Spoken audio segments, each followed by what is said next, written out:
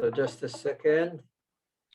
So hi everybody, welcome to the Wednesday Peace Talk on Zoom here with the Israelis and Palestinians for Peace. Today we have a slightly different format from the usual. We will start with a few updates from Warda and me, and then we will go in a round of a discussion in which each person is invited to share what's on their mind in these troubled days, what in their heart, what they feel, and we'll continue from there. We'll see how it goes. And as I said before, we are recording this meeting and potentially take a few clips from this discussion and post them for the rest of the group on Facebook. So with that, Warda, do you want to provide an update? Okay, so hello everyone. I'm happy that we can always meet here and express ourselves. I feel always here like home, and I feel that all people here want to be family, good family, a wild world family, to and conjugate hands to stop that situation, which sometimes we feel it sucks our energy and our emotions. So I'm happy that all people are again and again join us in these meetings and give us the hope that there is people here and they want to change and they want to make a change because the sorry. What happened, Warda? Okay. I hope everything is okay there. For the meantime, Hazem, are you able to translate what Warda said to Faisal? I'll try. I was not prepared. I hope I listened carefully. هي حكت عن أهمية إنه نضل مع بعض وحتى في جو الإحباطات، إذا أنا فهمت يعني بدقة، حتى في جو الإحباط أو في جو اليأس لازم نضل نشتغل مع بعض ونشجع بعض وندعم بعض. If I understood correctly, I tried to sum it shortly, but I can now translate onwards until Warda comes. Yeah. Okay, Warda is back. Okay. What are you okay, Warda? Everything okay? Yeah, I'm so emotional these days, especially that I was all this day talking to people who met in El Iftar in Hoda Sharon, Jewish and Palestinians together in Iftar, expressing their solidarity together, that despite the situation, we are continuing together and we will continue to struggle for ending the occupation and making peace. On the other hand, I was talking to another group who were also in Iftar, here is Rani, in Iftar in Sheikh Jarrah, and they are Jewish and Palestinian together in this event, also expressing their solidarity and telling the whole world by the videotaping that they make, that we are continue to be together despite the bad situation, despite that what we see in the media, which is very hard, which is very something frustrating, but we will continue to be together here, really, to be together, and all of us has to be the synagogue or the messenger for our goals in all over the world. I hope that our group also listen to every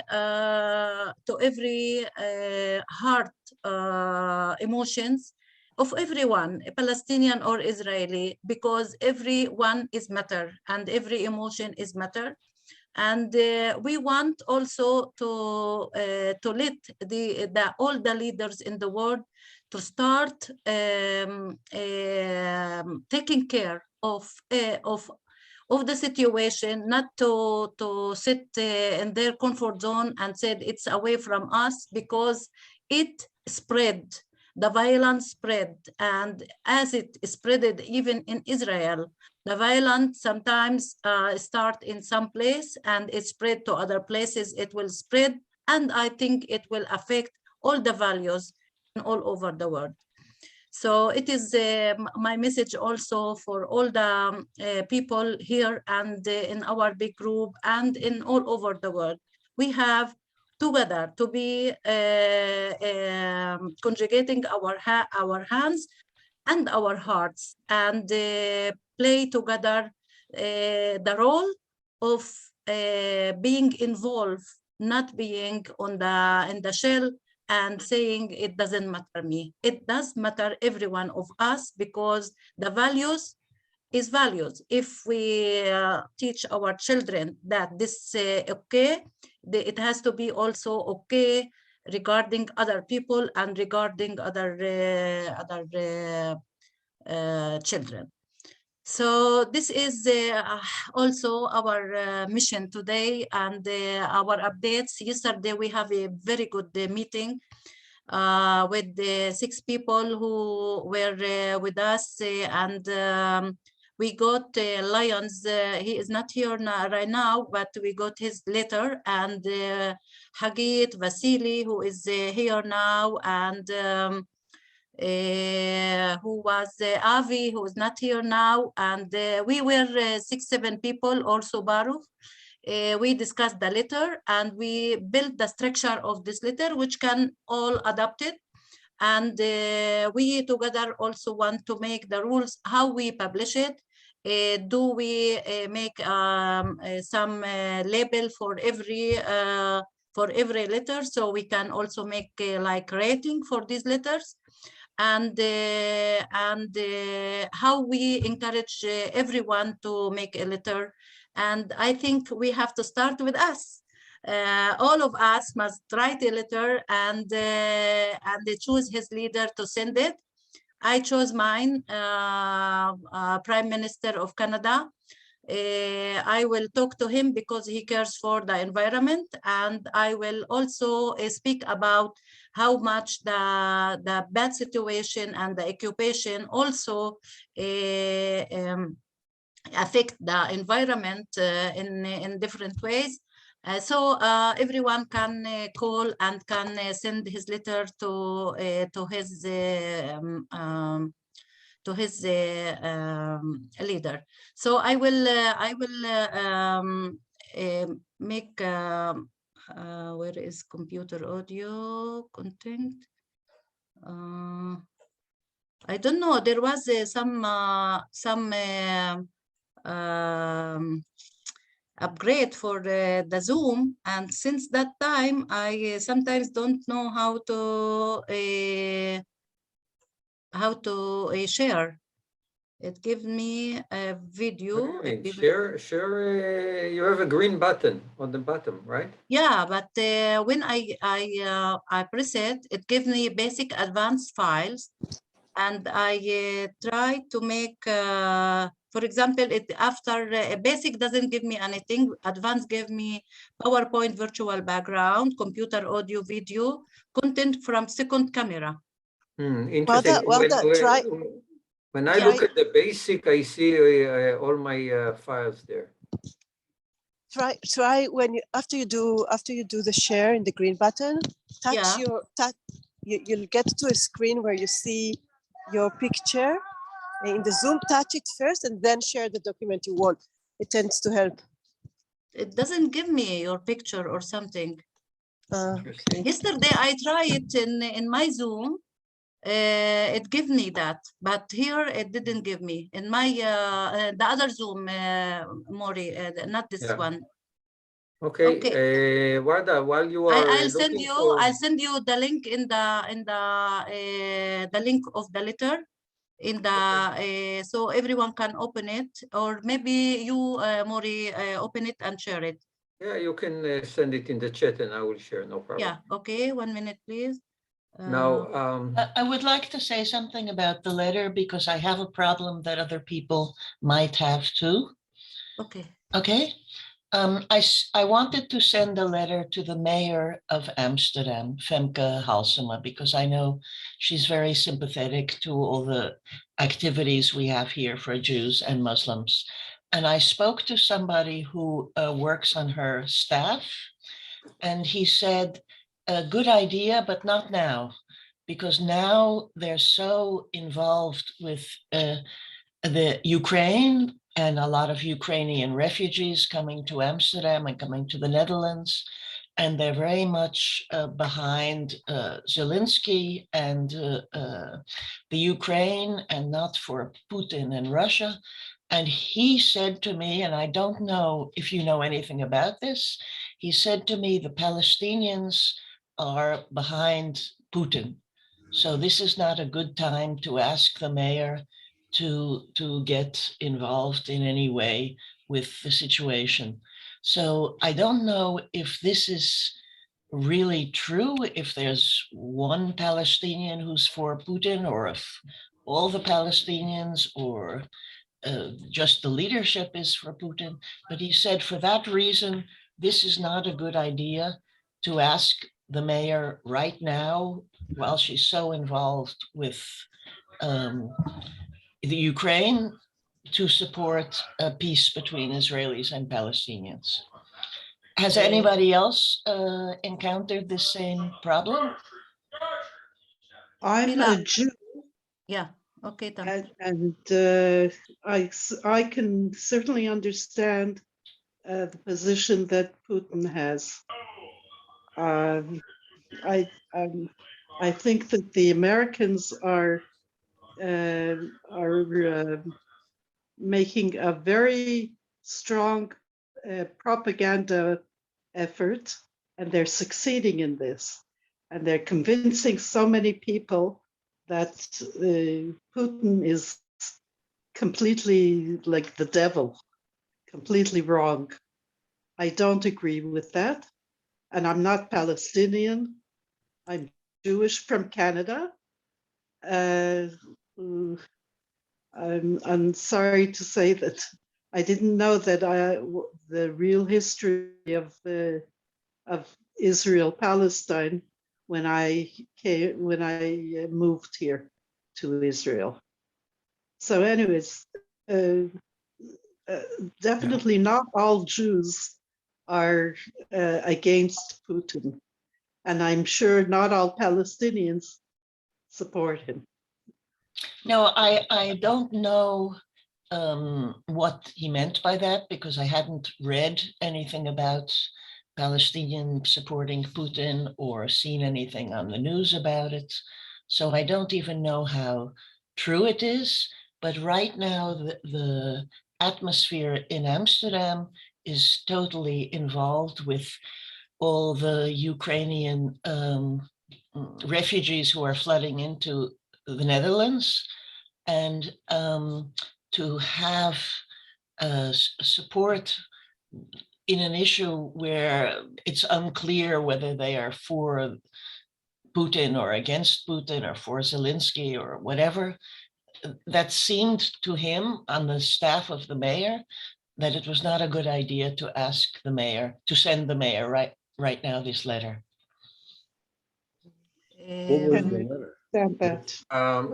guys, if you don't mind, I would like to try to keep the structure of the meeting that we discussed before, and not turn it now into a discussion about these topics necessarily. Okay. Okay. But I can add more. Warda was updating about, and I can share the screen now.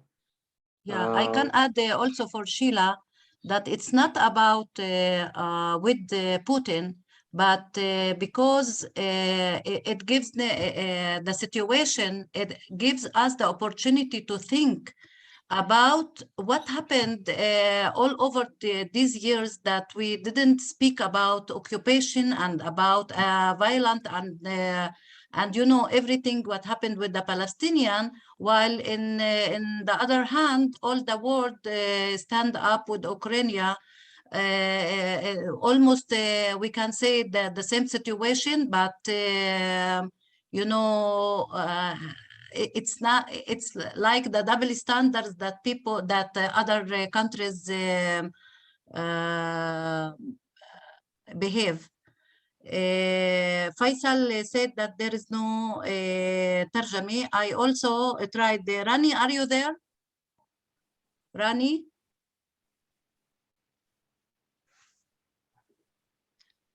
مش مسموع صوتك راني، مش مسموع. يمكن ما أنا فتت كمان وشفت إنه ما فيش ترجمة. شوف ليش. Rani is making the translation, but we don't hear him. Did you switch to Arabic? Yeah, I switched to Arabic, but I couldn't hear him. Interesting. Yeah, مسكين عم بترجم. He is translating, but yeah. He has something on the chat, Rani. Yeah, he wrote that he started to chat, to translate, but I didn't hear the translation. I tried to see if there is a translation. Also, there wasn't. So maybe Mori, until while I'm talking about the letter, maybe you can take care of that.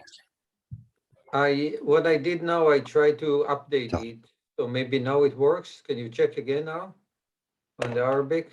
Rani said I did a lot of translation, almost all. That's what he said on the chat. Yeah, yeah, good. Let me switch to Arabic myself and see if I can hear him. No, I switched to Arabic. He hear all of us, but he can't. The translation don't move, don't spread. Yeah. So let me turn it. Maybe he has to unmute himself. Maybe you are muted, Rani. Maybe you are muted. Yeah. Yeah. So okay.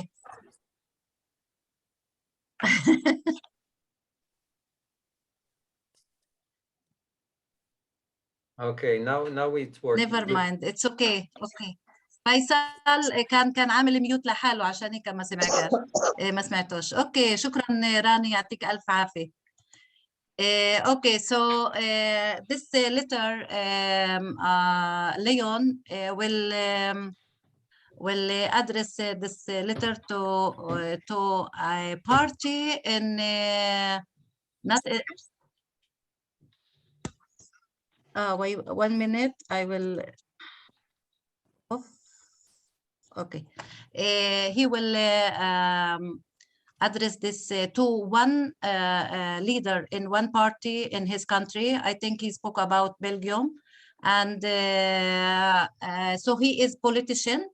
That leader, or she is a politician, and she is very involved, and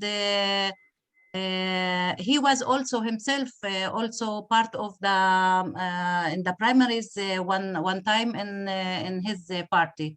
So this can you from the beginning, Mori, you are moving it so we start with almost the structure will be like that. We start with who am I, that we address the leader, that who am I. For example, here he is speaking about I'm writing to you as part of the Million Letters for Peace campaign of the Israeli and Palestinians for Peace group. This is a group over 400 Palestinian, Israeli, and others who meet online each week to discuss how we can help promote peace, everything. So yeah. Yeah, that's we have to write by Zoom. You can write you know, comments later, and you also can change in this letter. It is a suggestion. So then after we said who am I, Here he didn't speak who is he. He can also add who is he, because it's important that also involve his position, his situation, not only as a group, but as a person. Why I'm writing from a close case to other word similar cases. He started about the situation. He wrote a very nice here. The conflict between Palestinian and Israel does not only affect those who live in that small piece of land between the river and the sea, but also affect many elsewhere where the conflict is used to spread Islamophobia and anti-Semitism. Maybe add some comments about human rights and the effect of on Israeli and Palestinians, because everyone can choose to add that or not, especially if we address human rights leader. For too long, the voices of the many Palestinian and Israeli who want peace between their two nations have not been heard. For too long, the politicians on both sides have ignored the needs of their people for peace and the chance to bring their children up in security without the threat of violence. So it's, you know, you can also change that.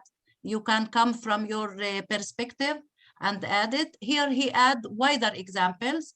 If he added about Northern Ireland and South Africa, everyone can also come from other cases that he remember, that the violence will not in the occupation, and that the pressure of the leaders maybe can affect.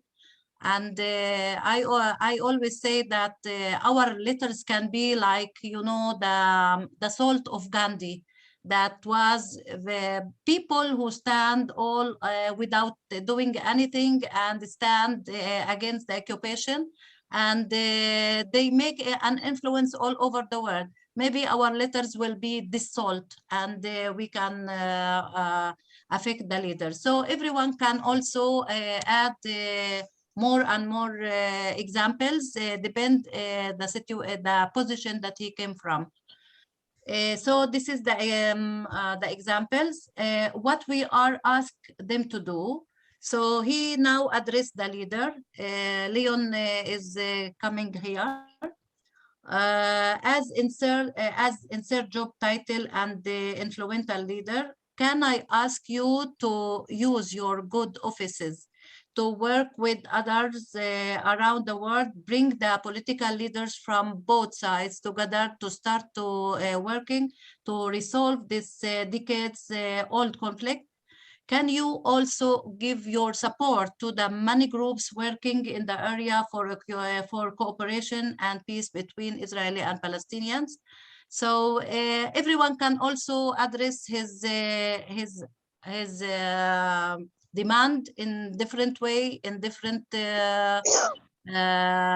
tone, and it depends in the leader, and it depends also in the one who is writing or she is writing the letter.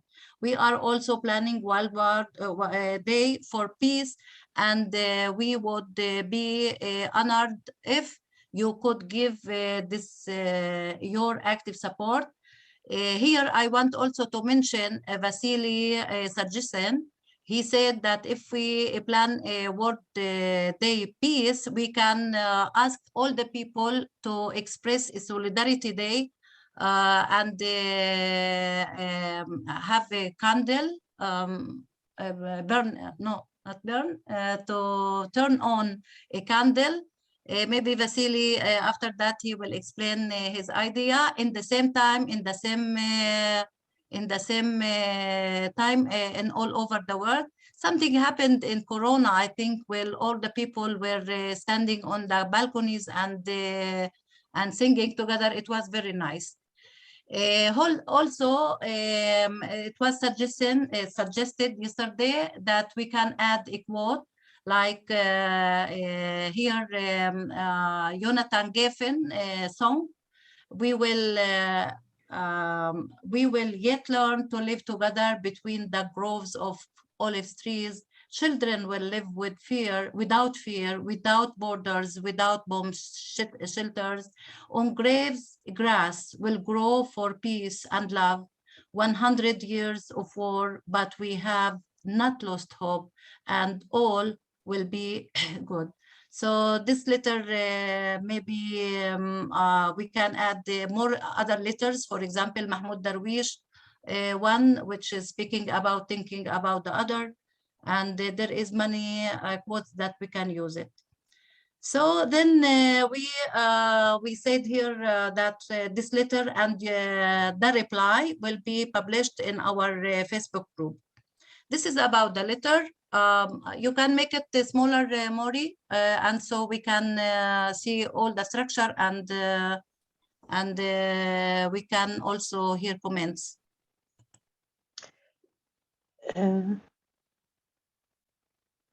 Please change, correct the word quote.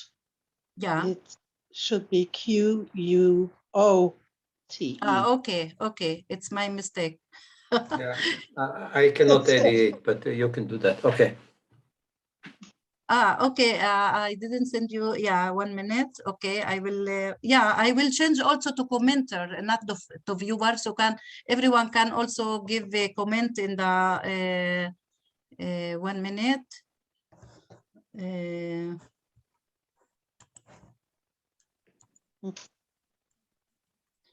So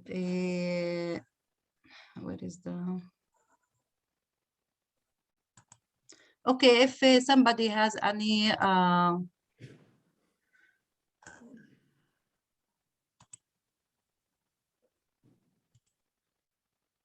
maybe Warda, we can do the review offline, not online, right?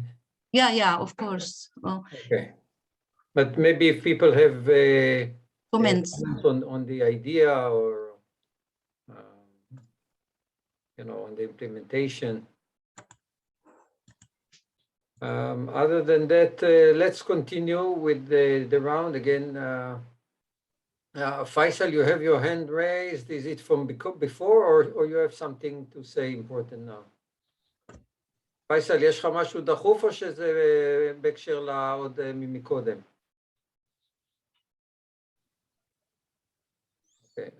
I like what Gideon said. If God's on our side, he'll stop the next war. Yes. The next war, my friend. Yes, that's good. Yeah. So, guys, I'd like to also give a couple of updates. First, we have 4 new, I'm saying 4, we had 5 new moderators, but one of them decided to step out for a while. So we have 4 new moderators in the group. We are a total of 11 right now.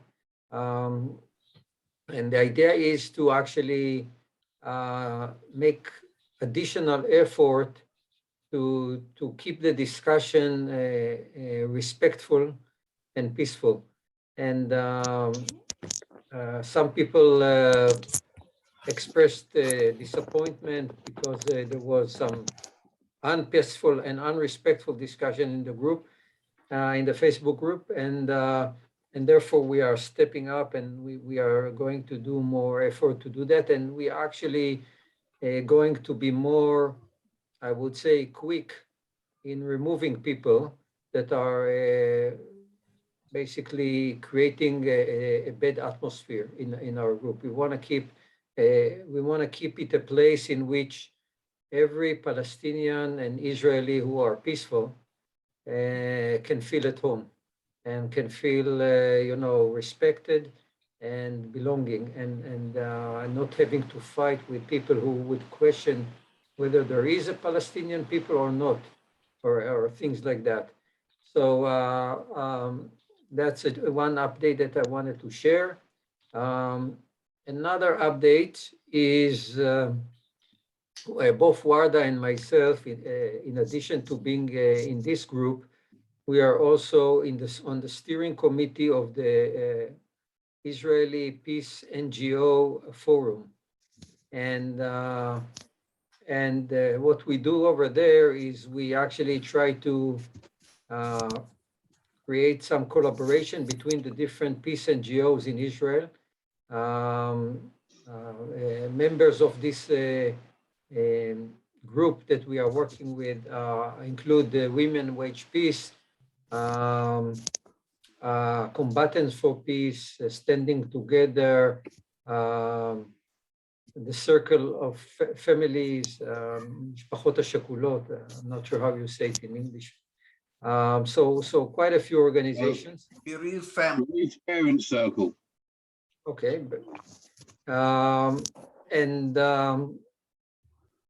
And together we are working on activities.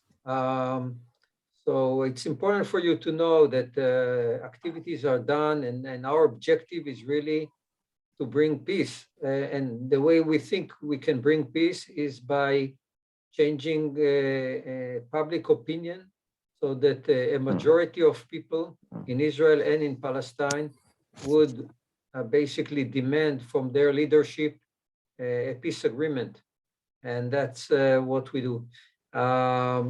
Something that we are just in the short term focusing on is to create a video potentially with the leadership or the Palestinian Authority leadership with Mahmoud Abbas, ideally, but maybe somebody else from that organization, in which he will answer all the questions that are bothering Israelis and potentially people from around the world. Basically, the objective is to show that there is a partner for peace on the Palestinian side, that they have reasonable demands, and then they can be trusted. So that's something that we work on, and we'll update you if we are successful with that. So that's what I wanted to share with you at the moment. And now if we can go through a round of, as I said, each person can share what's on their mind. Let's try to stay away from politics and keep it more personal. What I'm feeling, what I think about the situation, and if you have any questions for the group, also viable. But again, try to keep it on a more personal level. So I invite Hazem, maybe start, Hazem. Yes, thank you. Yeah. Actually, thank you very much, and I think you are doing a great job, and you're putting huge efforts. That personally, I wish those efforts will yield the results we are looking for, because there were lots of efforts since 1994 until now, and some of them had some fruits, but generally, if we don't have a solid concrete ground that we can build on, then if we then just move from one thing to the other without establishing a solid ground, it will be, our efforts might not yield the results that we want. The issue is, I think what Mori, the video that you put on the video on the settler with the Palestinian guy in the US, what's the name? Ishai, the spokesperson of the settler movement in Israel. Ishai, I forgot his last name. Yeah. Yes, Ishai and the guy Fleischer, maybe? Amar. Ishai Fleischer? Fleischer, yes. Yeah, this video was very important for me to comment on, because it touches upon the group. I think we who want peace in this group, we have to be very frank and direct, and because we need to support each other, Jewish and Palestinians, Israelis and Palestinians. We can talk about peace without tackling the concrete issues forever, but I think then the word peace means for some differently than others. And this is the risk, and this is the danger here, is that it's easy to talk about peace. We all want peace, but what kind of peace? The peace that the settler spoke about is that he's with a two-state solution. One state in whole of Israel, and the Palestinians should be kicked out to Jordan, another ethnic cleansing. This is peace, and he wants normalization, and he wants to, he's pretending to be a very good guy, and that, we would like to have peace with the Arabs, but let's kick the rest of the Palestinians out of the land. This kind of settlers' mind, and settlers' approach to peace is totally not accepted to any Palestinian, and probably to any human being who knows what is human rights, what is to do to kick somebody off his home and tell him I want peace with you, or to kill half of his family. And of course, I listened to the other narrative who is for one state solution, the guy from the US. The issue I'm afraid with, why I couldn't tolerate some discussions in the group, is that if we have this kind of peace that we are talking about, then we are wasting our time. If we are talking about peace with the Palestinians, and that the settler movement should be continuing in the West Bank, and that the Palestinians should not be equal to Israelis or to anybody in the world, that they have human rights like everybody, and that they deserve freedom, and they deserve justice, and they deserve the basic rights that anybody in the world should have, then what are we talking about? If we're not talking about, frankly, that there is occupation, is it my role now to convince the occupying force in my country, in Palestine, in the West Bank, that it is an occupying force? It took a hell of energy from me to discuss with some people in the group that, hey guys, the Israeli soldiers in the West Bank are not tourists. And again, I'm not here taking the Palestinian position or trying to defend the Palestinian position. I'm trying to explain the issues where we can work on and finish in order to end the conflict. If the occupation will continue, then it's a waste of time. If we are supporting the occupation, I mean everybody here in this group, we are supporting a continuous occupation and a continuous settlement movement and a continuous situation where we will be the slaves and the Jews will be the masters. The settler said the supremacy of the Jewish people. Then personally, I don't work with somebody who considers me a slave or will consider my kids as slaves to the Jews. And this made me very frustrated because I was the only one trying to explain why, as a human being, I need to be a free person and equal to a human being. Basic issues that most of the Jews who discussed with me in the group, they tried to defend the occupation, defend the settlers movement, defend that they should take Al-Aqsa, and they don't call it Al-Aqsa. Of course, again, there's the Jewish narrative, the Jewish understanding of history of this region, and there's the Palestinian narrative. But we agreed, or at least that's my understanding. If I want to go back to history now and to religion, believe me, I will never have peace with my Palestinian Muslim neighbor, because my Palestinian, you know who's my Palestinian Muslim neighbor beside me, the flat beside me? It's my brother. He's a religious person. He's a religious Muslim person, my brother, from my father and from my parents. I don't agree with anything he has, because he's religious. He's very much stick to history and to religion, and I'm a secular person. I don't agree with him on anything.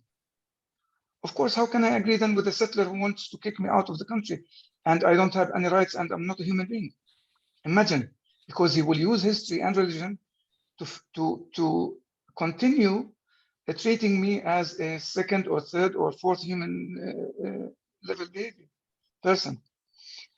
Again, I want to know whether I'm talking to a settler who wants to kick me out of my country, my home, my place in East Jerusalem here, or in Ramallah, or in Gaza, or I'm talking to somebody who wants to help me as a Jew who believes in human rights and in the injustices that were fallen on the Palestinian people, and that as a Jew, I want to help our Palestinian neighbors to end this conflict and live peacefully side by side, Palestinians and Israelis. We, I'm as a moderate, as I consider myself a moderate, Palestinian moderate who wants peace with everybody in this world.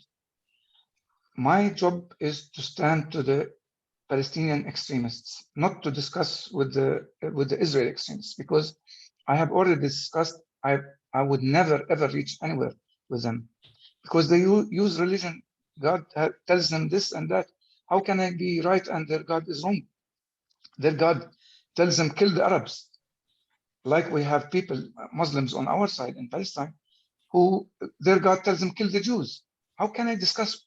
I can't find any common issues for Hazm to discuss with extremists, whether Palestinian or Israelis, Jewish people. Unfortunately, most of the people or all of the people that I was discussing in this group, there are a few Jewish people who are much better than me, who are more human than me, who are much better people than me. But the discussions that I had were with people who would justify occupation, justify any crime that the Israeli soldiers do in the West Bank, and justify the immigration, ethnic cleansing, violation of human rights. I don't want to discuss with these people that they are wrong because they don't see us at all, that we exist. I can't discuss with somebody who doesn't see me at all as a human being. This is very frustrating, and honestly, this frustration would stop me from working on peace at all, and I don't want to do that. The issue is I want a number of few Jewish people, like we are maybe few, who understand what peace means, who would be against violence anywhere, and occupation is the first difficult kind of violence and terrorism. And of course, any kind of terrorism on the Palestinian side against innocent Jewish people or Israelis is totally rejected. I don't have to defend, I don't have to keep repeating this as a peace advocate and peace person who is working on promoting peace between the two peoples. Again, I think we need to know. I cannot, for example, I can travel with Mori or with Warda or like-minded people everywhere and talk to the world leaders on peace. Yeah. But I cannot travel, for example, with a settler or with somebody who is supporting settlement and occupation and talk to the Prime Minister of Canada, because I don't have anything common with the Jewish person that I'm going with, or Israeli, or Muslim, or whatever. My idea, in order to be short, I see myself a member of a group who are working on peace. Peace for me, meaning not going back. We cannot ignore history and religion, but sticking to own narrative that gives me the right to kill others and to do ethnic cleansing for others, and to tell the Jews go back to Europe or to the States, or to tell the Palestinians go to Jordan and we want peace with you. This is not the kind of group that I would like to work. I would like to work even with a smaller group who would agree on common things, and a strong group who know what they want and be effective. But opening it wide and then having people who don't have anything in common with us, believe me, I'm fed up with the racists in the Palestinian community. I'm already fed up with the extremists on our side. So it's enough for me on this side. My role is to clean up this mess in the Palestinian side, and I think it's the role of our Jewish friends who really believe in peace and the end of occupation and human rights and justice for all, for Israelis and Palestinians, to clean up some extremism and racism inside the Israeli community. Al-Aqsa Mosque, sorry. Thank you, Hazem. The last issue, Mori, Al-Aqsa Mosque. Al-Aqsa Mosque, in Hebron, the mosque was divided. the Israeli government managed, together with the settlers, to divide the Jew Semites. They don't want to divide Al-Aqsa Mosque. Of course, we understand there are Jews who say this is the Temple Mount, this is not Al-Aqsa Mosque. Now, by force, Israel can do everything. The Israeli government, the Israeli leadership, Israel as a state can do everything. They can burn Gaza with the helicopters, with the F-16 in one day. Yeah, and they can take Al-Aqsa by force, and they can do everything. The issue is with the narrative that the Jews were here 3,000 years ago. Yes, and with everything that the Jews believe in. If we want peace today, and we know there are certain holy sites, there are certain issues that if we touch it, it will never make peace at all. It will just inflate war and intifadas forever, hatred, enmity, etc., etc. Especially, again, I'm not religious, but especially the religious issues, especially the religious sites. Then I think we have to be very careful in touching upon such issues, because they are very disastrous to any kind of incitement or any work of peace. Believe me, one person like Ben Gvir entering, or when Sharon entered Al-Aqsa, it ignited the Intifada. One person moving into Al-Aqsa is more inflammatory, is inciting Palestinians more than 20 years of books of incitement. Thank you. Thank you, Hassan. Yeah. First, I think it was very important to allow you to speak, even though you spoke a lot of time now, but it was very important to let you take it out, and thank you for doing it. I fully agree with 100% of the things that you said. I want to say that the guidelines in our group, for people who didn't read it in our description, the guideline is that we are for peace that is agreed by both people, okay? So the majority of Palestinians and majority of Israelis should agree, and anything that is not agreed is not considered peace. So if some settler like Ishai Feldman, and I don't want to say settler because there are many different ones, but the one that spoke there, he's talking about basically a unilateral type of solution in which Israel will, annex the entire West Bank and will make something that seems peace to him. That's not considered peace for us. It has to be agreed by the majority of both people. Only that type of solution, and it could be a two-state solution, a one-state, a confederation, a federation, any solution, but it has to be agreed by the majority of both people. Otherwise, it's not considered peace in this group, at least. And as we said, we invite people into the group because we want them, we don't want to do screening before they join. We want to invite everybody into the group who think they are for peace, and they let them the opportunity to listen, to learn, to perhaps even change. But if they cannot change, if they only come to disturb the group and the atmosphere, etc., and the peaceful atmosphere, then we will remove them over time. So, but it requires some resilience from the people in the group to be able to listen to things that you don't agree with.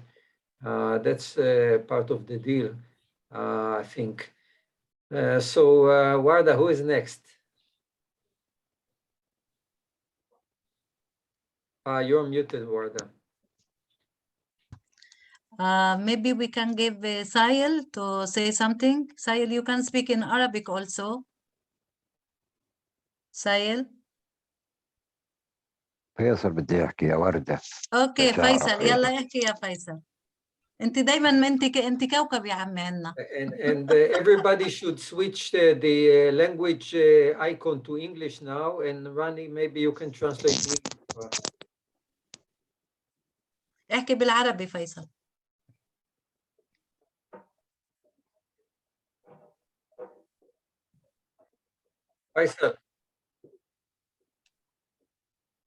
فيصل אתה איתנו או שהוא קפא לנו? I think he frozen. פייסל, אתה שמה? Another case of internetus interruptus. אינטרנטוס אפורטוס. אז אתה רוצה לדבר גדעון עד שיחזור אלינו? הנה חזר. פייסל, احكي. سامعك. النت مساء الخير. عندك ضعيف، النت عندك ضعيف الظاهر. في البداية ما ظنيش احنا اللي قاعدين هون يعني اننا فيش فينا حدا متعطش جدا وبطوق جدا للسلام والحرية. احنا حكينا عن الداء مثل ما بيحكوا، بس ما حكينا عن الدواء. مع الأسف الشديد احنا كفلسطينيين من أكثر من 70 عام واحنا بنعاني. احنا معاناتنا ما بتكمن يا أخي بقوة وترسانة إسرائيل العسكرية. المستوطن اللي بده يخرجك من بيتك وبده يخرجك من أرضك مستقوي مش بس بالترسانة العسكرية، مع الأسف الشديد مستقوي بإشي واحد اللي هو المجتمع الدولي اللي إنا 70 سنة بنعاني المرين منه. ما يعني كمواطن فلسطيني ولا مؤسسة حقوق إنسان، ما حدا يحكي لي عن حقوق إنسان. شو مؤسسات حقوق الإنسان اللي بالعالم عملت لنا؟ صفر، لا شيء. شو عمل لنا المجتمع الدولي؟ ولا شيء. وعلى رأسها أمريكا. شو يعني لو نظرنا بس لشهر لورا وشفنا شو المجتمع الدولي ومؤسسات حقوق الإنسان كامت الدنيا وقعدتها على شو اللي بيصير في أوكرانيا، بينما الشعب الفلسطيني ولا كأنه له وجود. حتى أمريكا اللي هي يعني رأس الشر، هي الشيطان الأكبر بالعالم، هي المحرض الأساسي لإسرائيل. اللي والدليل انه قبل حوالي 3 سنوات او اقل في حكم المدعو اللي كان يسمى بترامب، واعلن عادي نهارا جهارا، طلع واعلن ان القدس عاصمه دوله اسرائيل، ونقل السفاره الاسرائيليه على مرأى ومسمع من كل المجتمع الدولي اللي بالعالم. ما يحصل في فلسطين لو كان بحصل في دوله ثانيه لكانت الدنيا وقعدت. ما حصل بالاقصى لو حصل في أي معبد ديني آخر للعالم قام وما قعد، ويمكن صاروا بهددوا بحرب عالمية ثالثة. فلسطين الرئيس محمود عباس وبكل صراحة يعني الزلمة قرب يخسر شعبه من كثر ما هو بدعي للسلام ومادد ايده للسلام وبقول لك ايدي ممدودة للسلام. بتطلع إسرائيل بتقول لك احنا ما عندنا شريك بالسلام. كيف ما عندك شريك بالسلام؟ شو الشريك اللي بدها اياه الحكومات الاسرائيليه؟ عندنا مشكله احنا دائما بنقع فيها كفلسطينيين، وما بعرف اذا بتفكروا فيها بتلاقوها مشكله اساسيه. كل مره بننشغل بشغلتين احنا، اما بحكومه يمينيه بتجينا باسرائيل، واما حكومه يساريه. اليسار بيحكي لك اليمين واليمين بيحكي لك اليسار. بنخلص من الحكومه الاسرائيليه عبين ما تتشكل. مع الاسف الشديد بقول لك ما هو في الدعايه الانتخابيه بلشت بالولايات المتحده الامريكيه، طز في امريكا، ماله مال امريكا، تبلش فيها الانتخابات ولا ما تبلش؟ شو بيعنيني اذا انا اللي عايش معك كفلسطيني وشريكك على نفس الارض؟ شو بدي بامريكا انا؟ شو بدي فيها اذا بالاكم سنه اكم انتخابات صارت باسرائيل، اكم من مره عملوا انتخابات. يعني خلينا نحكي بصراحه، الرئيس محمود عباس يعني قرب يخسر كل شعبه بسبب واحد. ولا مرة طلع حرض على عنف، وما زلنا ماشيين وما زال حتى الأمس القريب وهو بدعي لسلام. وين الشريك وراء على القدس، وكنا بنعرف زياراته للقدس وشو كان تأثير. ليش الشعب الفلسطيني زعل؟ ليش؟ أو زعلوا على الرئيس أو انتقدوا الرئيس؟ لأن ما في أي تقدم من الجانب الإسرائيلي، فيش بصيص ضوء هناك، فيش. لو بدنا نحكي على الأسبوعين 3 الأخارة أو الشهر اللي فات، وعما جرى من عمليات داخل إسرائيل، وبعدها شو إسرائيل عملت بالضفة وعملت بالقدس، علما إن أول عمليتين كانوا من عرب، علما إنه أول عمليتين صارت بإسرائيل اللي كانوا فيها من عرب الداخل. هل إسرائيل فكرت شو تعمل العرب الداخل من سنوات؟ سيبك من أهل الضفة لسه. هل إسرائيل فكرت شو تعمل للمواطن الفلسطيني اللي عايش جوا، اللي هو بيحمل المواطنة الإسرائيلية، بدال ما تحول لهم الأموال وتبني لهم المدارس وتعمل لهم البيوت؟ ما احنا شفنا شو صار في النقب ومصادرة أراضي النقب. قرية العراكيب شفنا شو صار فيها. لو بدك أو بالقدس الشرقية، في حدا في القرن الحديث يهجر غير الشعب الفلسطيني؟ واكبر دليل سكان الشيخ جراح، اخر دار انهدت في الحي الدبلماسي كل اللي حواليه سفرات، اني مؤسسات حقوق انسان. ولمين انا بدي اكتب؟ ما الي ألف، ما احنا صرنا رافعين للامم المتحده ولمؤسسات حقوق الانسان مليار رساله من 70 سنه، مش مليون، مليار. شو عملوا لنا؟ شو عملت محكمه الجنايات الدوليه؟ شو عملت بقضيه الجدار؟ شو عملت مؤسسه؟ شو عمل مجلس حقوق الانسان؟ شو عمل؟ طلع اخذ قرار. عندنا مشكله، كل واحد بده يحكي ضد اسرائيل بصير لا سامي. طب انا فلسطيني، ما هو انا من سام، كيف انا لا سامي؟ يعني انا بدي اناقض حالي؟ فخلينا مره واحده نحكي ونكون واقعيين بكلامنا.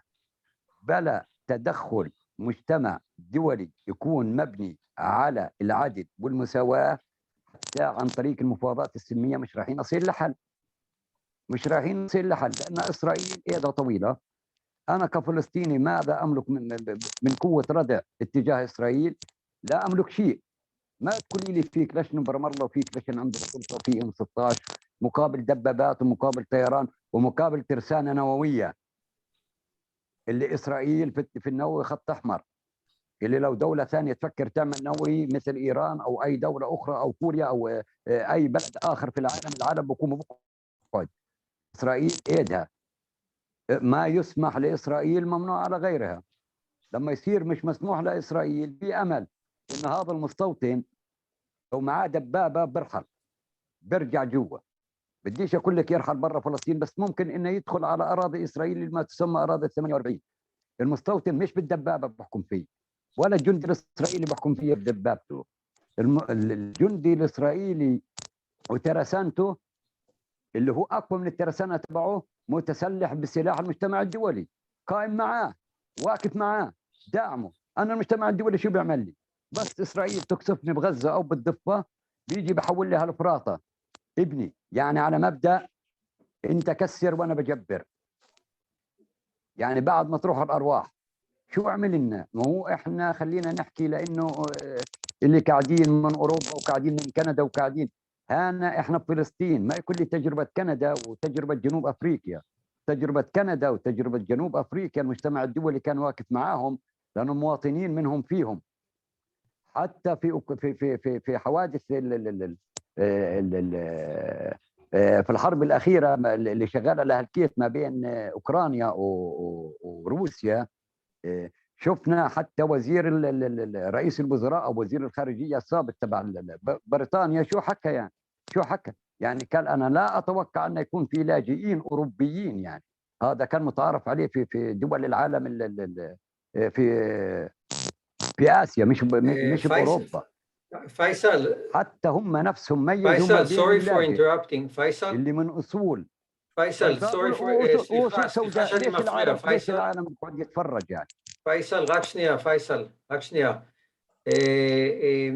I'm sorry for, אני מצטער שאני מפריע. תפضل, אני אגיד את זה גם באנגלית אחרי זה. أنا خلاص شكرا خلصت يعني. بس حبيت أوضح الرسالة يعني.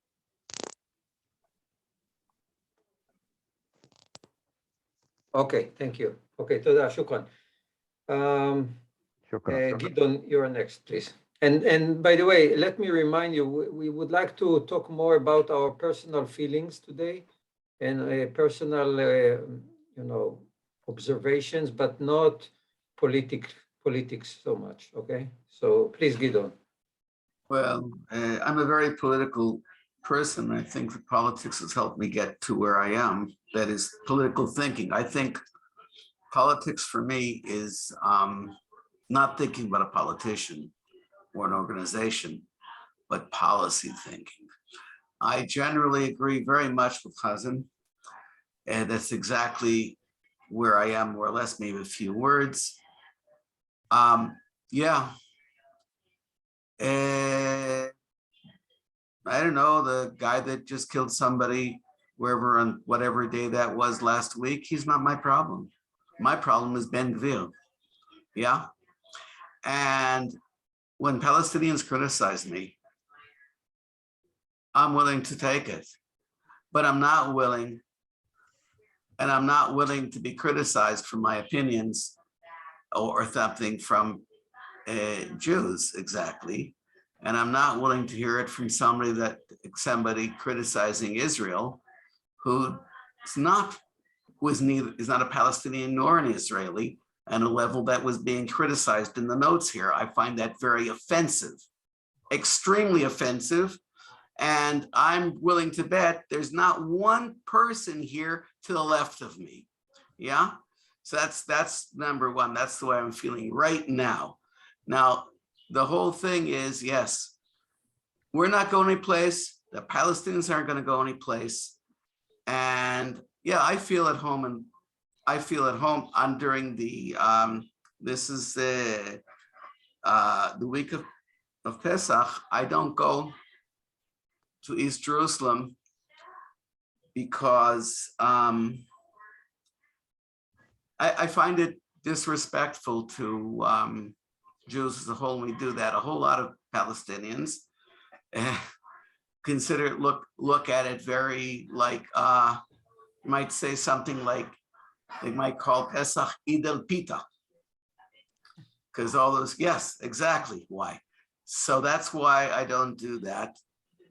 I think the only way up is down. All the pain we have is here. The Jews, through generations and generations, didn't even have the time to feel as victims. They just, they didn't even have the time to feel as victims. So now that we are here in Israel, it's like this luxury of being the all-time victim. What about bullshit? Bullshit. We did a lot of things that wrong, but we didn't have too many choices. We didn't even have a choice about too much. Did we misbehave? You bet it. We have to do restorative justice. We can't really do full justice. There's no way that I think Faisal Mahajna's village was removed from the map. Yeah.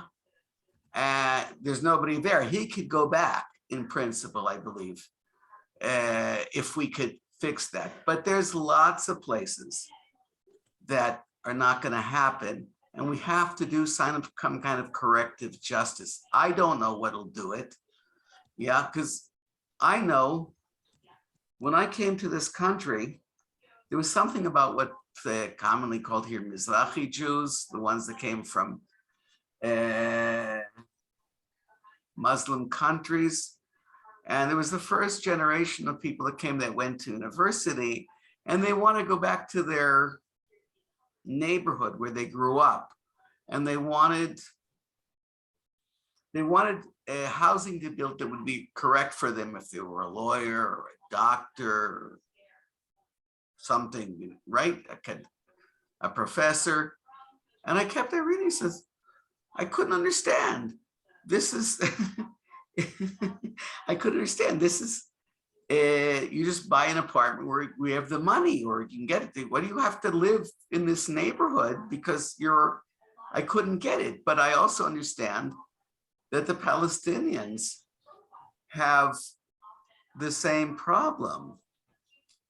Again, we need to be mindful. We have 17 I get it. give everybody a chance to talk. two sentences and I finish. And the Okay. Palestinians feel exactly that. They if they're not, I meet people who's, I had friends that worked in the Misad Chinuch, Department of Education, and they were from Jdaide, and they feel, I feel like I'm not at home. I have to go, and he's like, for me, it was like in the same neighborhood, the same area where between Jdaide and Akko.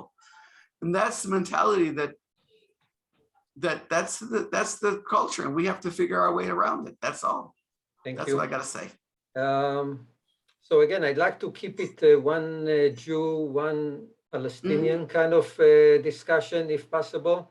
Yeah, Sahil wanted to talk, but he didn't know how to make to raise hand. So maybe we give Sahil. Sahil, hi.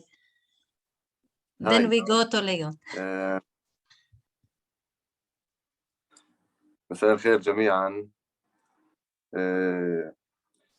But sorry, Sahil, I have to say to Gideon, I'm always touched with what you said. Thank you, Gideon. Pleasure, thank you. Sahil, sorry, تفضل. تفضل. And I don't hear Rani. Rani, are you translating for us? He didn't speak now. Sahil speaks, so we can see. ماشي. مساء الخير جميعا. بعرف عن نفسي أنا صايل جبرين فلسطيني ساكن في رام الله. Where is Rani? Rani is not here. Okay. He moved. So maybe Warda, you can do that every now and then. Okay, I'll try. Yeah. Thank you. I'll try. So make a small sentences, Sahil.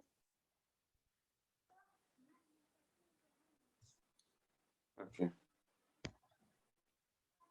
Sahil, make it small sentences, or maybe I can go to the translation. Okay, let me try to. Okay, I will see if you add me. Okay. سوري بعذبكم معي. No, it's okay.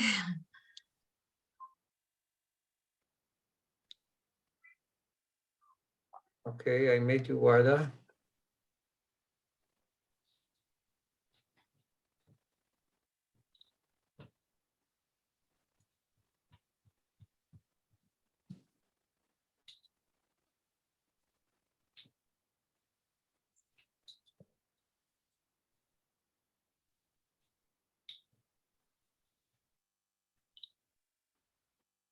Warda, are you ready? Yes?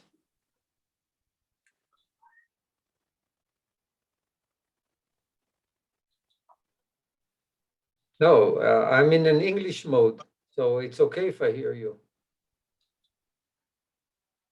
Oh, now I don't hear you.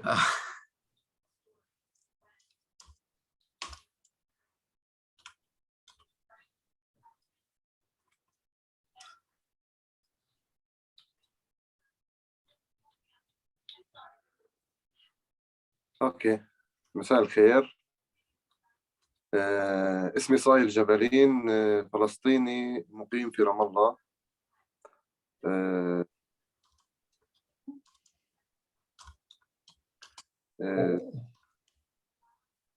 No, okay, I figure out what's happening. We need to, all the English people should actually select Arabic. And now you will hear Warda talking English. Okay. So just select Arabic. Okay, Warda, say something. No, now I cannot hear you. Okay, maybe you change something. Maybe I'll go back to English now. Warda, say something, please. Okay, so now it's on the English side. Okay.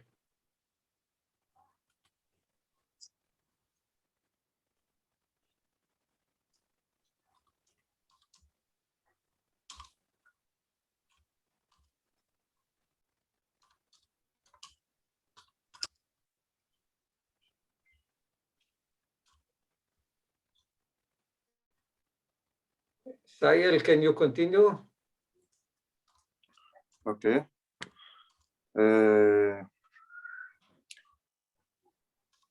بالآونة الأخيرة بلاحظ إنه دعاة السلام في تراجع في العالم، أو في البلاد. يعني اللي بصير من أحداث متسارعة دائما بتدعو للكراهية أكثر.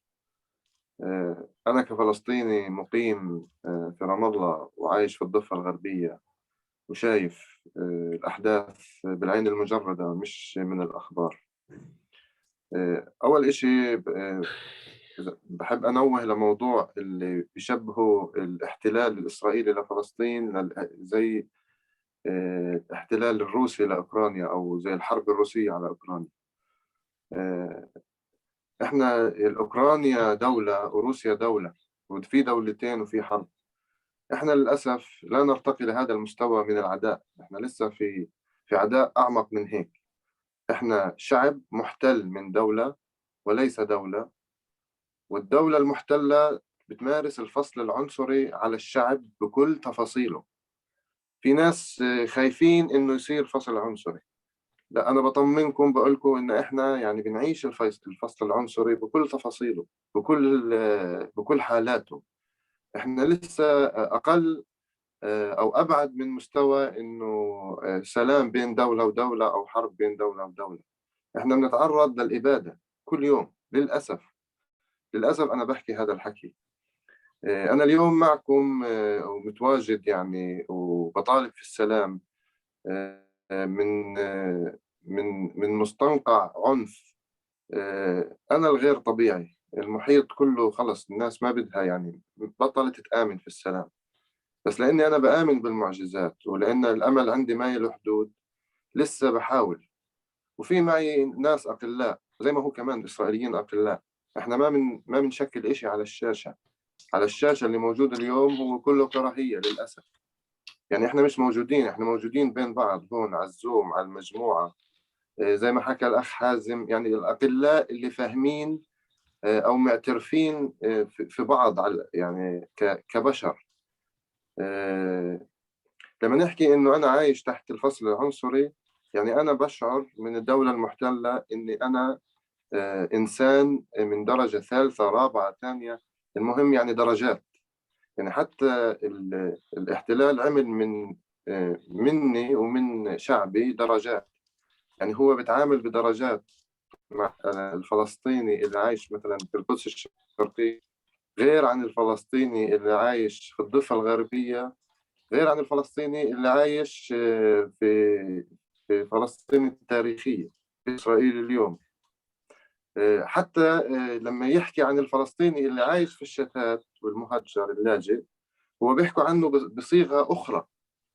فاللي بدي أوصله في هذا الموضوع إنه المسيطر والقوي اللي موجود اليوم هو للأسف دولة إسرائيل.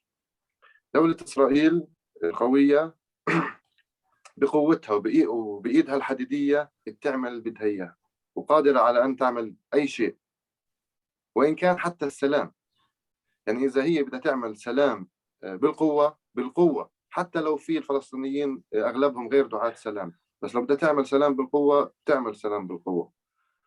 إذا بنتذكر خطة الإخلاء اللي صار في غزة في 2005 2004، يعني هو خطة إخلاء أحادي الجانب. خلينا نحكي كانت إحنا تفائلنا خير إنه يمكن هاي بده يطلعوا من غزة المستوطنين عشان إنه خلص يعم السلام في غزة ويصير ازدهار اقتصادي، وشوي شوي إحنا نحاول يعني نلاقي حلول اجتماعية بيننا إحنا والإسرائيليين. ولكن انقلب يعني سرعان ما تبين إنه هي خطة يعني شرسة خلينا نحكي. بس اللي حبيت أنوه عليه في القصة هاي إنه القوي بيقدر يعمل السلام حتى ولو بالقوة، وأكبر دليل خطة الإخلاء، بداية خطة الإخلاء في غزة. اليوم اللي بصير خلينا نحكي أكثر إشي أنا مستفز إلي كمشاعري كإنسان، وبحكي بكل صدق في الأسبوعين الآخرين. يعني أنا كل يوم بشعر بالاشمئزاز والاستفزاز اللي بصير في المسجد الأقصى. حتى لو أنا مش متدين، ولكن هذا الشيء بثير غضبي بشكل مش طبيعي للأسف. إذا بتلاحظوا إنه الشرطة الإسرائيلية بتدخل على المسجد الأقصى بغض النظر حتى لو كان قبر يوسف في نابلس أو المسجد الأقصى أو حتى كان كنيسة القيامة، أماكن الصلاة وأماكن العبادة ممنوع دخول العسكر إليها من أي جهة كان العسكر، إن كان عسكر عربي، إن كان عسكر إسرائيلي أو أجنبي. ممنوع. هي أماكن للسلام، أماكن لعبادة الله، أماكن للصلاة، بشتى الوسائل ممنوع. أنا طول حياتي وأنا كنت صغير في العمر، لما ما كان معي هوية، يعني كنت أقدر أوصل القدس كسكان الضفة الغربية، كنت قبل الجدار، كنت كل رمضان أطلع على الأقصى وأطلع باب العمود، عمره ما كان في مشاكل، وكنا نكون في باب العمود بشكل كثيف، أولاد وشباب وناس ومتسوقين وناس زي مجتمع زي أي مجتمع. ما كان تيجي الشرطة الإسرائيلية على باب العمود وما كان يصير مشاكل، ما كانت تروح الشرطة الإسرائيلية على داخل الأقصى وما كان يصير مشاكل. هذا الموضوع تحديدا بديش أطيل عليكم. دخول العسكر إلى الأقصى ومحاولة تفريق الناس بالقوة وبعنف والسماح للناس بالتصوير، يعني حتى هم بيسمحوا للكل يصور وينشر على السوشيال ميديا، هو عمل عن قصد من دولة إسرائيل لبث الكراهية بين المجتمعين. وهون الشيء الأساسي، إنه هم بيسمحوا للمظاهر العنيفة، يعني هو بينزل كشرطي يعمل مظاهر عشان الناس تصور، عشان الناس تحقد أكثر، عشان المسافة بين الشعبين تتوسع أكثر والكراهية تزيد. هون إحنا ضحايا، إن كان الشعب الإسرائيلي ضحية وإن كان الشعب الفلسطيني ضحية. وللأسف إحنا كضحايا بنساعد بعض أو بنساعد الآلة العسكرية على بث العنصرية بيننا وتوسيع الكراهية وبعد المسافة بين الطرفين. في اعتقادي لازم نصحصح شوي. لازم كمان لما نطالب في السلام نطالب في السلام العادل وليس السلام المساوي. في فرق. يعني أنا كفلسطيني أنا مش بس بدي رفع المعاناة عني أو رفع سياسة الأبرتايد عني أو تخفيف المعاناة أو أنا بدي حقوق كإنسان، بدي استقلال، بدي مستقبل، بدي سلام عادل وليس سلام مساوي. شكرا كثير، يعني هذا هو أكثر شيء بقدر أحكي اليوم. Thank you. Leon, you want to go next? Yeah, thanks, Maury, and shukran, Hamza and Sayan for your contribution. Now I think you switch to Arabic, Warda, so you can translate to Arabic.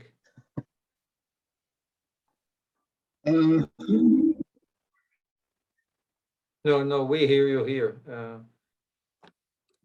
You have to select another language. Oh, now it's good.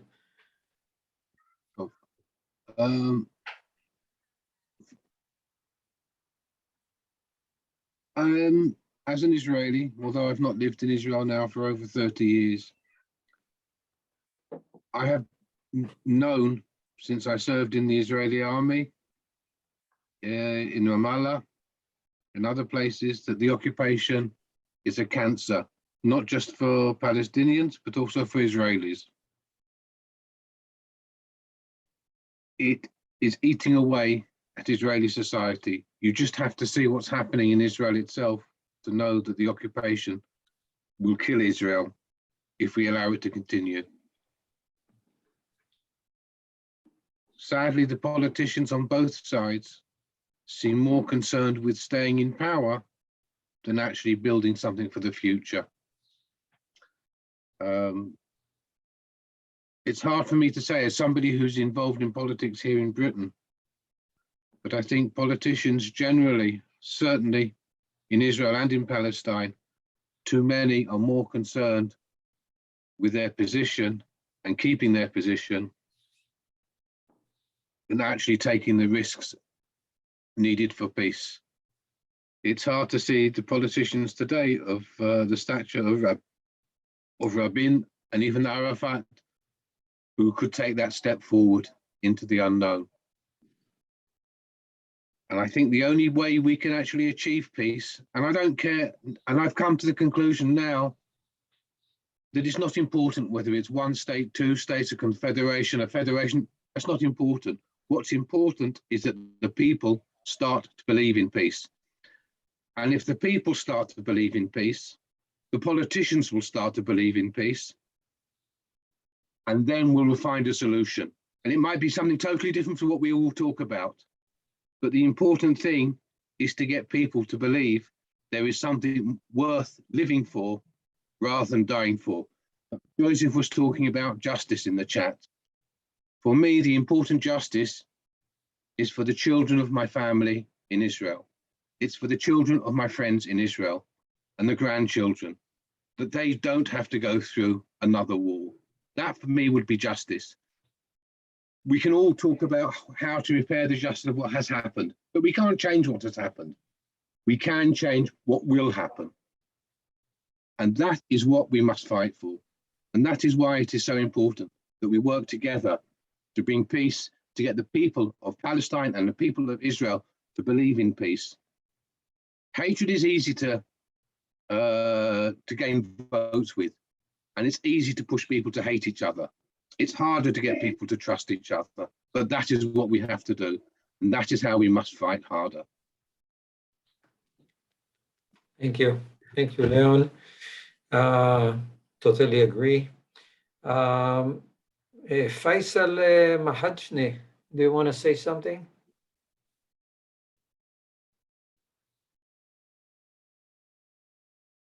Okay, then let's go this way. If somebody wants to go next, maybe you can raise your hand, virtual hand or real hand. Sheila, please. Yeah. I'm not an Israeli. I'm not a Palestinian. I'm an American living in Holland. I was raised by an Israeli father and a Jewish Egyptian mother.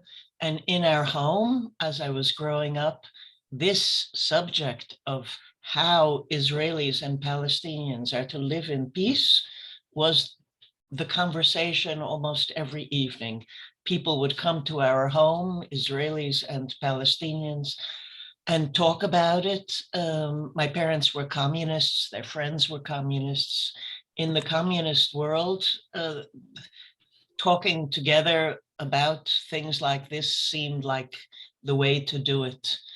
Okay, now I've been living in Holland for generations. And when I came here, I became part of the Jewish community. And then about 10 years later, a lot of Muslims started coming into the country. And I was one of the Jews who thought, well, we're also foreigners here. We know how to do it. So Jews and Muslims started having all kinds of activities together, not like Israelis and Palestinians with a country, but as two groups living here in Holland. And we found that we could get along with each other very well. We had so much in common, and we have so many projects together. And I am looking for a way, maybe via this group or maybe not, to somehow use the experience and the knowledge that we have had in working together, Jews and Muslims, to somehow convey it to other people in other countries, in the Israeli situation, in the Palestinian situation, and say, look, we did this together. Maybe you can do this together too. Or projects like this, school projects, playground projects, art projects, all these things we have experience with and would like to transfer this experience to another situation where maybe they will benefit from it. So that's why I'm here in this group, and that's why I'm hoping to somehow at some point hear something and then think, oh, that's what we can do. we'll see. Thank you, Sheila. Very nice. Very beautiful. I see you, Julia. I want to give a Palestinian a chance. Warda, do you want to ask one of the Palestinians if they want to talk?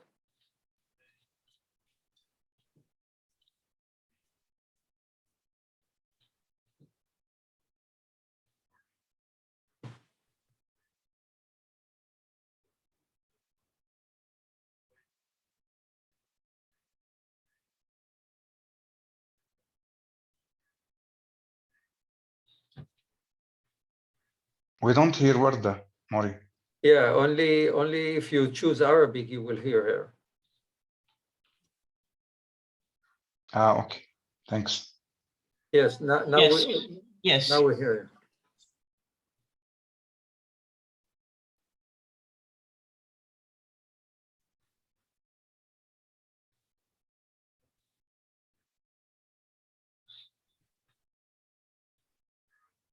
Okay, so in the meantime, let's listen to Julia. Please, Julia.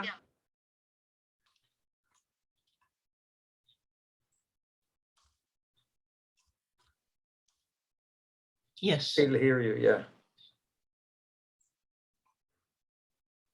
Yeah, now it's good. Julia, please. Can you hear me? Yes. Yes. Okay. My name is Julia Chaitin. Julia. I'm Israeli. I live near the border with Gaza. I live in a kibbutz. I've been in Israel in 1 month. I will have been here 50 years. So I came when I was, I moved when I was 19 to Israel. And I've lived on my kibbutz. I spent a year in Jerusalem as a student, and then I got married. I was young, and I moved to the kibbutz. And over the years, I have 3 children. They're all big, of course, now, and 2 grandchildren. I'm a social psychologist, and I've been working as a peace activist for many years. And my work, my academic work, usually reflects ties into my peace activism as well, because I've done many studies on issues connected to the Palestinian-Israeli conflict. And I've often worked with Palestinian researchers as well. So personally, it's shitty what's happening. It's been shitty for a long time. It's getting worse and worse. I think the main problem, I mean, there are structural problems that none of us in this group can change. We're all just people. But that doesn't relieve us of the responsibility we have to do what we can do, which is to live our lives. I don't look at peace as an objective. I look at it as a way of life. That's how I relate to peace. And if I try to live my life that way, and that's the way I try to also relate to others. I believe that each one of us needs to do whatever they can do to be a peaceful person, to work in a just way. When I hear Palestinians talk about feeling that they are seen as less than human, as a lower grade of humanity, I mean, it's terrible. It's just, I mean, it's terrible. have that feeling. And so I really believe that it's each of our responsibility to treat everybody with respect. There's no reason. I often have, I'm not sure why the argument happens, but I say, just as I have freedom of movement and just as I have certain freedoms, I don't, there's no, the freedoms that I have, they're freedoms that are, they're rights for everybody. They're not rights for certain people. Doesn't matter where you are. It's not, human rights are rights for everybody. So I won't go on, but the way that I look at things is that as ordinary people, our job, or what I think we can bring to, what I think we can do is we can I think we need to be honest and open with one another, but in a respectful way. I think we need to talk about the most difficult subjects, but in a way that listens to others and really listens to others and doesn't try to think about how can I answer the other, but rather first, let me understand what your life is. Let me understand what you're going through. Let me understand your experiences. I'll share my experiences with you. And after the politicians make the peace, whatever that'll be, whatever works for both sides, that's also my definition actually, is whatever both sides agree on, then I'm for it, okay. But we need people on both sides who can talk to one another, who can be with one another. And that's what I think we can do as ordinary people. And that's what I think what we must do. Thank you. Thank you, Julia. Warda, do you want to give another chance to one of the Palestinians to talk?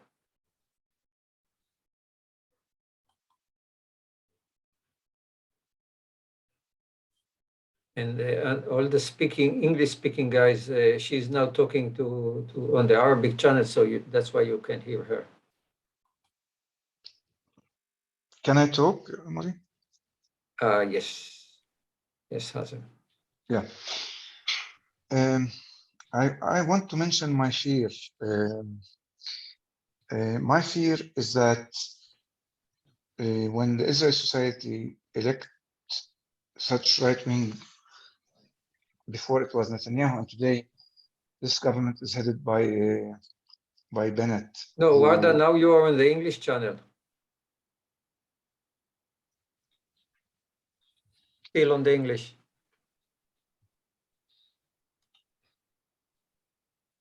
Now you're good. Okay, Hazem, please continue. Okay. I think in order to advance and strengthen the peace movement in Palestine, Israel, and then get a greater lobby for peace, stronger and stronger, until we can be more influential and eventually affect peace with a solution, with one of the solutions that you mentioned. We have to understand what's going on more and more. And I've been trying to understand what is going on inside the Palestinian society, how Hamas took power, how etc., etc., etc., and even inside Fatah and other factions that of the PLO. And it's important to understand what's going on in Israel, the political arena, and how the right wing in Israel is strong. I know definitely what's going on in Palestine, but my question is about Israel. Is it that the settler mentality, mindset, is it the one which is the majority in Israel? That's why the right wing is controlling the power and is advancing settlement, because every day we have more settlements in the West Bank. Yeah. Okay. I understand that when Israel established a state, the Arabs attacked and Israel reacted, and then it took more land. Yeah. The West Bank and Gaza Strip and East Jerusalem. Now Israel is hesitant, or Israel leadership is hesitant to get out of the West Bank, and they are, because the settlers cannot stay one day without the support of the army. I go every day to Ramallah and Nablus and Jenin and Hebron, the settlers they have always behind them the army. They cannot stay one day there. So the government is giving the green light since ages, not only this government, to be fair, or Netanyahu, even before Netanyahu, even in the days of Peres and before. Settlement expansion hasn't stopped since 1967, or the early 70s specifically. So with this support of settlement expansion, what does really the leadership in Israel want? I mean, do they want really to have a state where we are, as we mentioned, second degree or third degree or whatever? Is it a state of Israel on historical Palestine? Let's because if we don't understand where this the power is in the Israeli leadership hand, it's not in the weak, poor Abbas in the headquarters in the Muqata'a. This guy accepts anything: 1 state, 2 states, 3 states, 6 state solution. He wouldn't mind, as long as there will be no army searching our people, humiliating our people, shooting and invading and destructing, etc. Yeah, as long as we get our freedom. Our leadership is really, and our people, they just want a solution. Any solution that will make them free, people with dignity, with sovereignty, contiguity of the land. You don't have to keep jumping from one checkpoint to the other. So all that goes with occupation, yeah, and a fair solution to the refugees. So this leadership is on our side is very clear. Hazem, again, first I want to be mindful and give other people that didn't get a chance to talk a chance to talk. And I'd like to answer your question about the Israeli society and the approach to settlements, in my opinion. But I want to do that after 11. So let's try to give everybody a chance to talk, and then maybe after 11, I will try to address that. Thank you. Warda, did you get any success with other people who didn't get a chance to talk yet? No. Okay. Who else wants to talk then? Montana? Go ahead.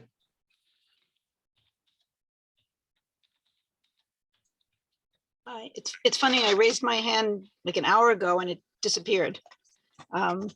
Okay, so it expired. Expired. It was up for like 30 seconds. By this point, I don't remember what I wanted to say, but I wanted to thank Hazem, because one of the reasons I like to come on the Zoom meetings is I hear the opinions of Israelis, and I really want to hear the opinions of Palestinians. I'm an American Israeli and I live in the US. So I'm invested in a different way for peace. But and Sayal also, thank you so much, because you either hear the extremes from the paper, from groups, but you don't actually hear people talking about how they feel. And I consider myself pro-Israeli and pro-Palestinian. And if you're only one-sided, there's no way to make peace. And I see things on the group, like Maury said, people are arguing about history. History won't change anything. We can only move forward. And I get a different impression of people in the group because they're just arguing. And here I see real dialogue going on, and I really appreciate it. And I don't know if I will see peace in my lifetime, but certainly I would do everything to work for it. And I wish there was some way. I read the New York Times. The articles are so negative. If only there was a way to get, if anybody knew anyone, to put on articles about all the good work people are doing, all the peace groups in Israel, because Americans don't see that. They only see the negative. They don't believe that there are any Israelis that want peace at this point. And I find that very depressing, because this is just a totally negative opinion. And also the last thing I'd like to say is there's somebody writing very negative things about Israel in the chat. And I find it disturbing and against everything in this group. So that's it. Thank you. Thank you. So maybe I think you mentioned, if I'm not mistaken, you referred to Joseph. Joseph, do you want to open your mic and talk to us? No, it's not. Oh, yes, him. Yes. Thanks. Thanks very much. I'm only new to the group, so really I'm just here listening in and making a few comments as I go along. But it's fascinating. What I'm really pleased about is, as I've said in my feed, is that you're having alternate Palestinian and Jewish voices. We've been having a weekly Zoom meeting in the UK for over a year now. Jews, Palestinian, moderate Jews, Palestinians, Muslims, people from various Gentile faiths, Quakers, Catholics, evangelical Christians even, people who are atheists and agnostics. And every week we have a deep, in-depth discussion like this about what is happening in Palestine. And like this group, we have a range of views. Like this group, we have a robust exchange of those views. But the rules we keep in your group, which is what your leader here, Maury Sella, is talking about, is the rules of being polite, the rules of listening. And sometimes we have to listen. I have to listen to views. When I was chairing the group last year, very painful views that I disagreed with. More, not so much in where the people were coming from, because we have a common humanity. I'm a Catholic and I believe in our common humanity, but it's how we express ourselves. And one of the issues we come up with is how people express themselves. So it's usually about modes of expression, tactics and strategies. We all want peace. We want a just peace. I come from Ireland, where we've had a situation in Northern Ireland which is not dissimilar to the dynamic of what's happening in Palestine. And we have two groups of people. We have the Protestant Unionists in Northern Ireland, and we have the Catholics who have been oppressed for a very long time in Northern Ireland. And things are moving in the right direction. And as I've mentioned, what really pushed things forward, the Unionists were never going to give power away. They were never going to give equality away until the Americans stepped in. And it was a simple political factor. The Irish vote in America, there are 32 million people in America who regard themselves as Irish extraction, is extremely important in politics. And these Americans knew if they weren't going to get their foot out, they would lose elections. So it was a very simple political dynamic, and that has helped move things forward. I believe as a Christian, as a Catholic, I believe that things will move forward ultimately in the end. I believe in Jesus Christ, the Messiah, and I believe that he's a message to give to all of us, that his peace will prevail. He says, "Dear Father, may all be one as we are one." I think it's fantastic that this group is going, and I appreciate the emotions, strong emotions that people will experience when I make a few comments, and I take that on board. I think it's very good, and I want to thank you very much for giving me the privilege to join you today. I'm very sorry, but somebody has nicked my camera today, so you can't see me, and that's not a very flattering portrait you'll see in front of you. Thank you very much. Thank you. Thank you for sharing your thoughts. Indeed, it sounds different when you say it compared to when we read it in the chat. Over there, I agree that it seems that as if you were very one-sided, and now you sound a lot different. Thank you for sharing that. Who else wants to say something?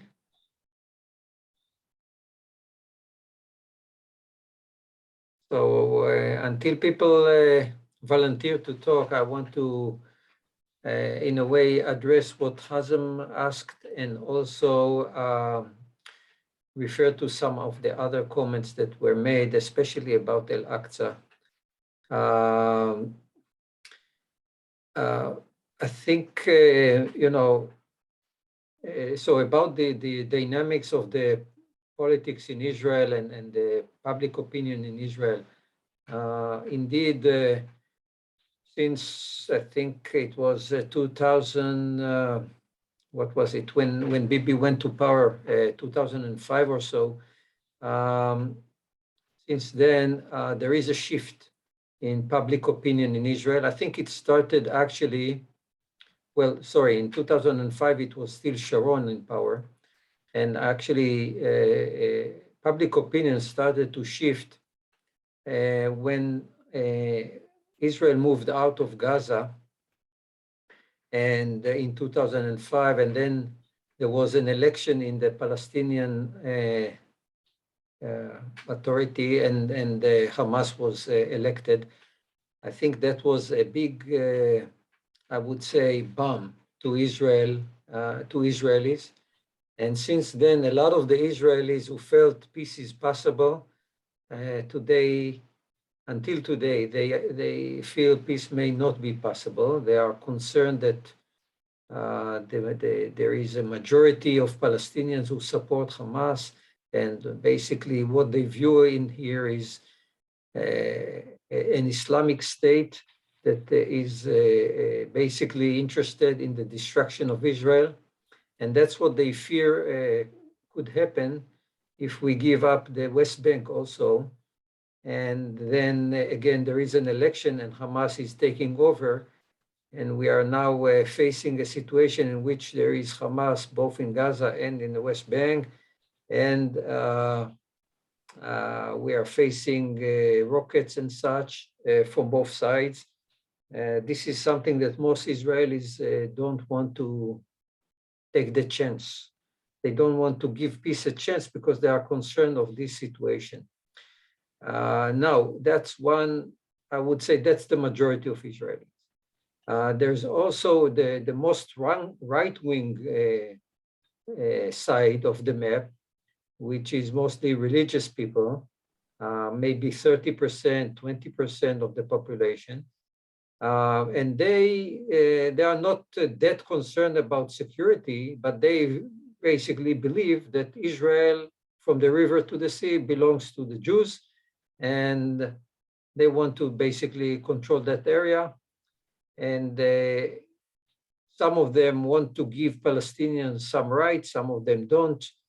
But yeah, that's how I view it. And again, I think still my objective is to convince the first part that I mentioned, those who previously were open to have a two-state solution and lost hope and lost the sense of security in having a two-state.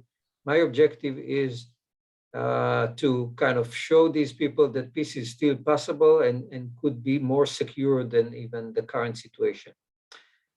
So that's about that, my observation at least. Now, regarding Al-Aqsa, I want to say the following. I know it's, any type of scenario where you see soldiers and policemen getting into a mosque, it looks really, really bad, and it is really, really bad. But I want to say, at least from the Israeli side, what we hear, maybe on the Palestinian side, you don't hear that and you don't see that. But what we hear from the Israeli side, from the Israeli media, is that the only reason policemen and soldiers getting into the Al-Aqsa Mosque, the only reason is because there are a young, mostly young Palestinians in there that brought stones, and I saw the videos. Some of them are really big stones, yeah. and brought stones into the mosque, and they actually they brought it well in advance before Ramadan, and they've been throwing those stones to the Western Wall, and to basically Jews who pray in the Western Wall. So that's the reason why the policemen got in there, in order to basically remove the stones and capture those who throw those stones. Again, whether they do it in the most civilized way, I don't know. Whether they do it in the most human way, I don't know. But that's the story that we've been told and we are hearing. I wonder, Hazem and others, Sayel, if you want to comment on that, maybe educate me, because that's what I know.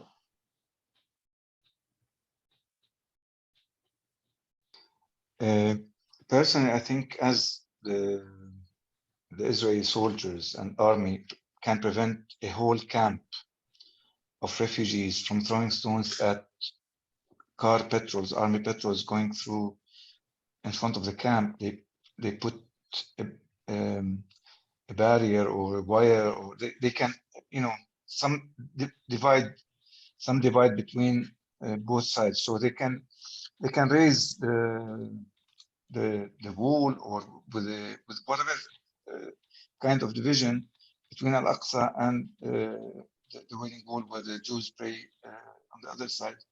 They can prevent it once and forever if somebody, and I mentioned clearly that we are totally against throwing stones.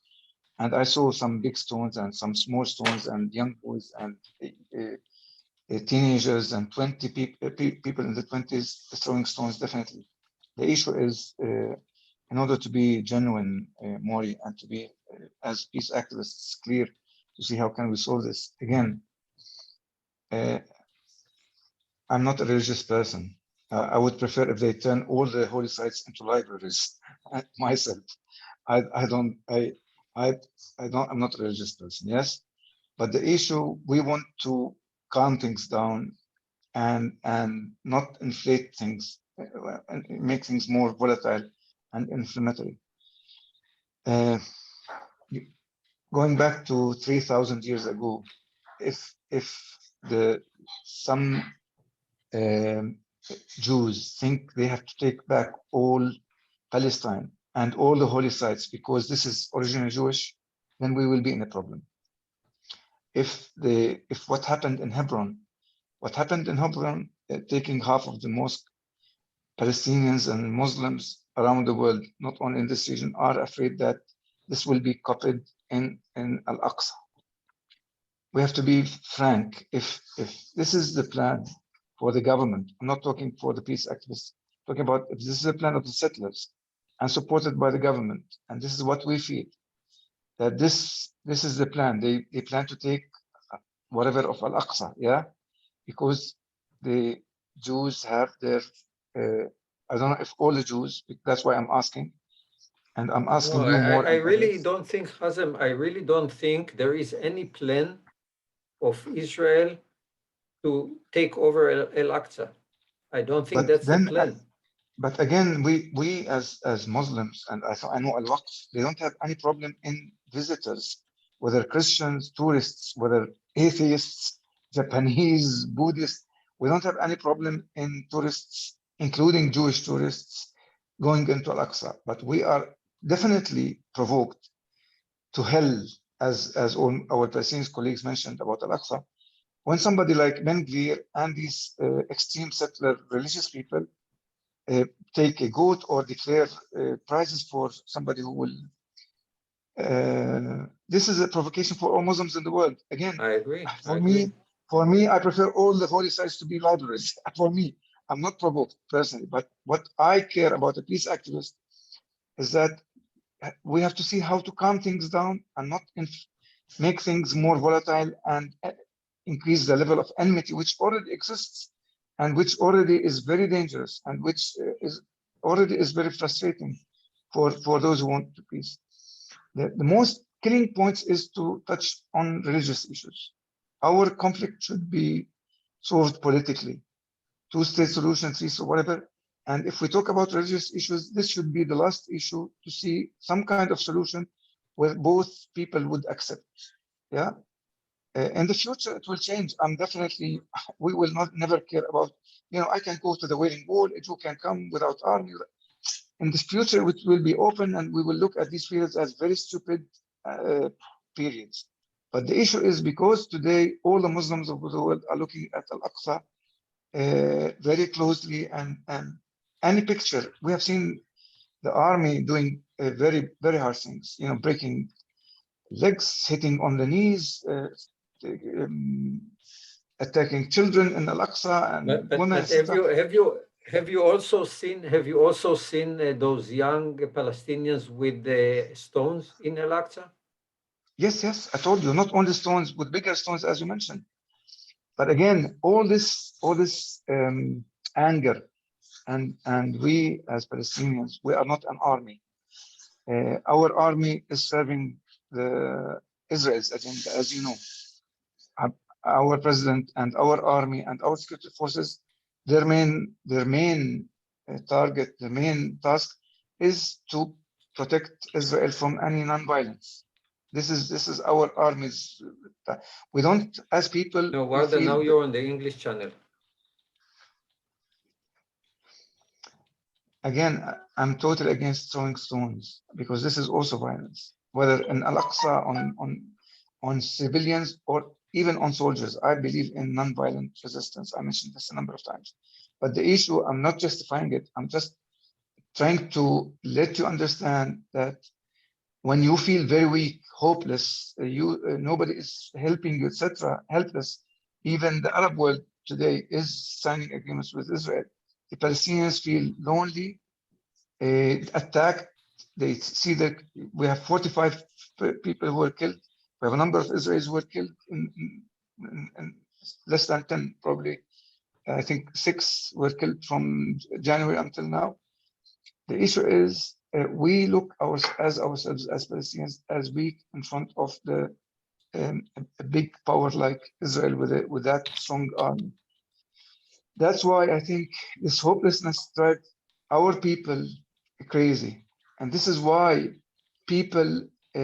our people are not religious. All of our people are not religious or extreme. But when they started supporting Hamas and they went for Hamas, it's because of the continued occupation. Occupation is not only bad for us, it's bad for you because it's building an enemy for you on your border. That's why, Mori and everybody, I think the issue is if Israel wants to live in peace, really, as a state, as people, with its own neighbors, it's important to think today, and we don't have to ask as Palestinians. I think it's the Israelis who should, like Peace Now and all these movements, who know exactly what is the harm of occupation, what is it doing in the psychology of the Palestinians, in the life of the Palestinians. It's turning every moderate into an extreme, and not only Hamas. If occupation will continue more than that, they will go to Islamic Jihad. People will go as extreme as possible because they don't see an end of occupation, and people will sacrifice their lives. They will. This occupation is very damaging, and the amount of suffering that people, our people, the Palestinian people, are living in. You can write thousands and thousands and thousands of books, and really, I see some Israelis, they don't care. They don't want to listen even. They don't want to see. They justify every action of the Israeli army in the West Bank. They justify everything that their country and their government is doing. And this is the challenge. I don't accept what Hamas is doing. I don't, not in resisting occupation, but in violent attacks or in any terrorist attacks, any attack that is not according to international law. Yes, as Palestinians, we have the right to resist. Hi, how you doing? Good. Thank you. Can I just say something I think is very pertinent to what the problem is happening in Jerusalem? I've just read Gershon Baskin's latest article, and part of the problem is, first of all, there are any Jew going onto the Temple Mount is breaking Jewish law. The rabbis have said, since the temple was destroyed 2,000 years ago, we don't know where the temple was. You might end up walking in the Holy of Holies. It is forbidden for Jews to go onto the Temple Mount, religious Jews. But there's a small group of Israelis who now use it for political propaganda. But sadly, on the other side, within Palestine, and this is from what Gershon said, within the Palestinian side, and there's very little talking between the Palestinian side and the Israeli side. People don't read each other's social media of the threats towards having of the Jews wanting to rebuild the temple to throw the Muslims off, as has happened, and things that have happened in the cave of the patriarchs in Hebron, where they started off saying, yes, we can pray in a little corner, but slowly it takes over more and more. So there's fear on both sides. And this is the problem with all of us we talk about. It's the fear and the lack of contact between both sides. And it's building on that fear by the extremists on both sides that creates the situation we're in. We have to find a way of getting through that extremism.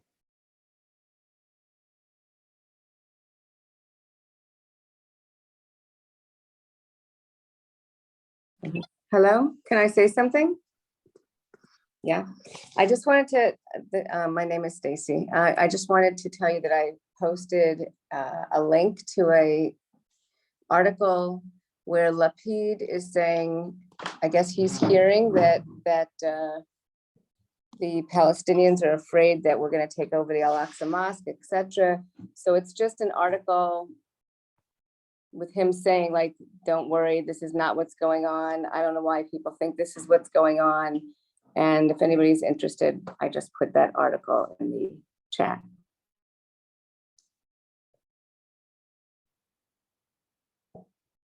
Warda, we can't hear you.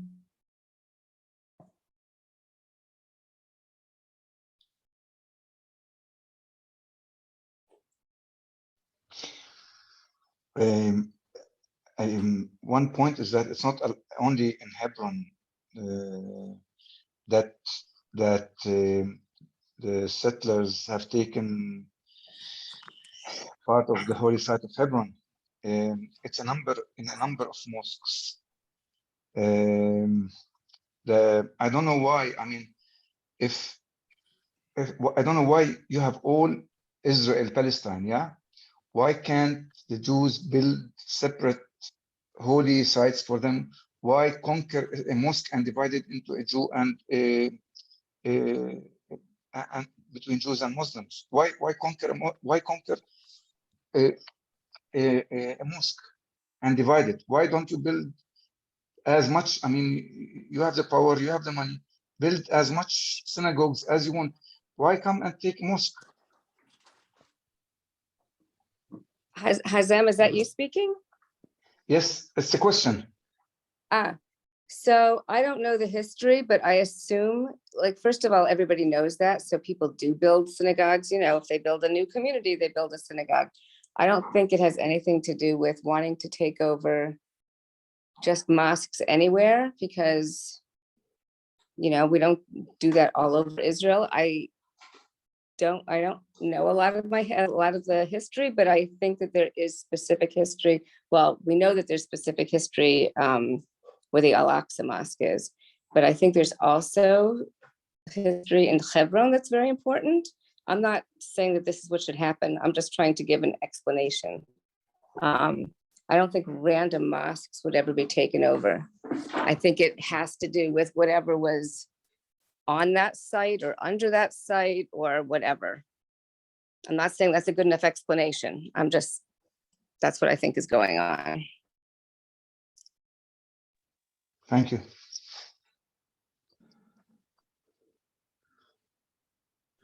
But I'm happy to look into it more, so thank you. Because I didn't even know that was going on. No, I mean, I hear a lot about what's going on. I just wanted to say that. Like, I'm happy about the group because there's so much that I've learned that's going on that we really do not hear about in the regular Israeli news. For example, in Nabi Samuel mountain in Jerusalem, I don't know what you call it. Also, they took the mosque, they divided it into Muslims and Jews, and they made like a small synagogue inside the mosque. I don't know why. What, you know, there's a lot of land in Israel, Palestine, yeah, and you have the power and money to build the biggest synagogues in the world, and bigger than Al-Aqsa and bigger than Hebron, Cave of Patriarch, and everywhere, yeah, near it or behind it or in Jaffa or everywhere, yeah. I wouldn't recommend any Muslim now in the future to take a church or a synagogue and turn it into a mosque and divide it or by force. Personally, that's why I don't prefer, I don't advise, I don't accept any action that would really undermine the others, what existing, at least, right, you know, in some place, some land. It's, again, the issue is, instead of increasing enmity and hatred, instead of increasing the situation, which is very bad on the ground today, racism, enmity, hatred, etc., we cannot get even close to peace, even in thinking. Now implementing this would be even a bigger challenge.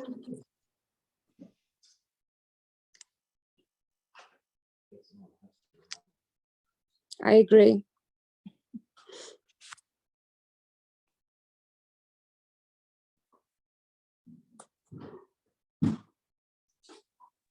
Because tomorrow the Muslims will be stronger than the Jews. Then they will kick out the Jews and take all the synagogues and kick them. And it's not. It's if we want the language of power, power is not permanent. Great Britain is not permanent. All the empires are not permanent.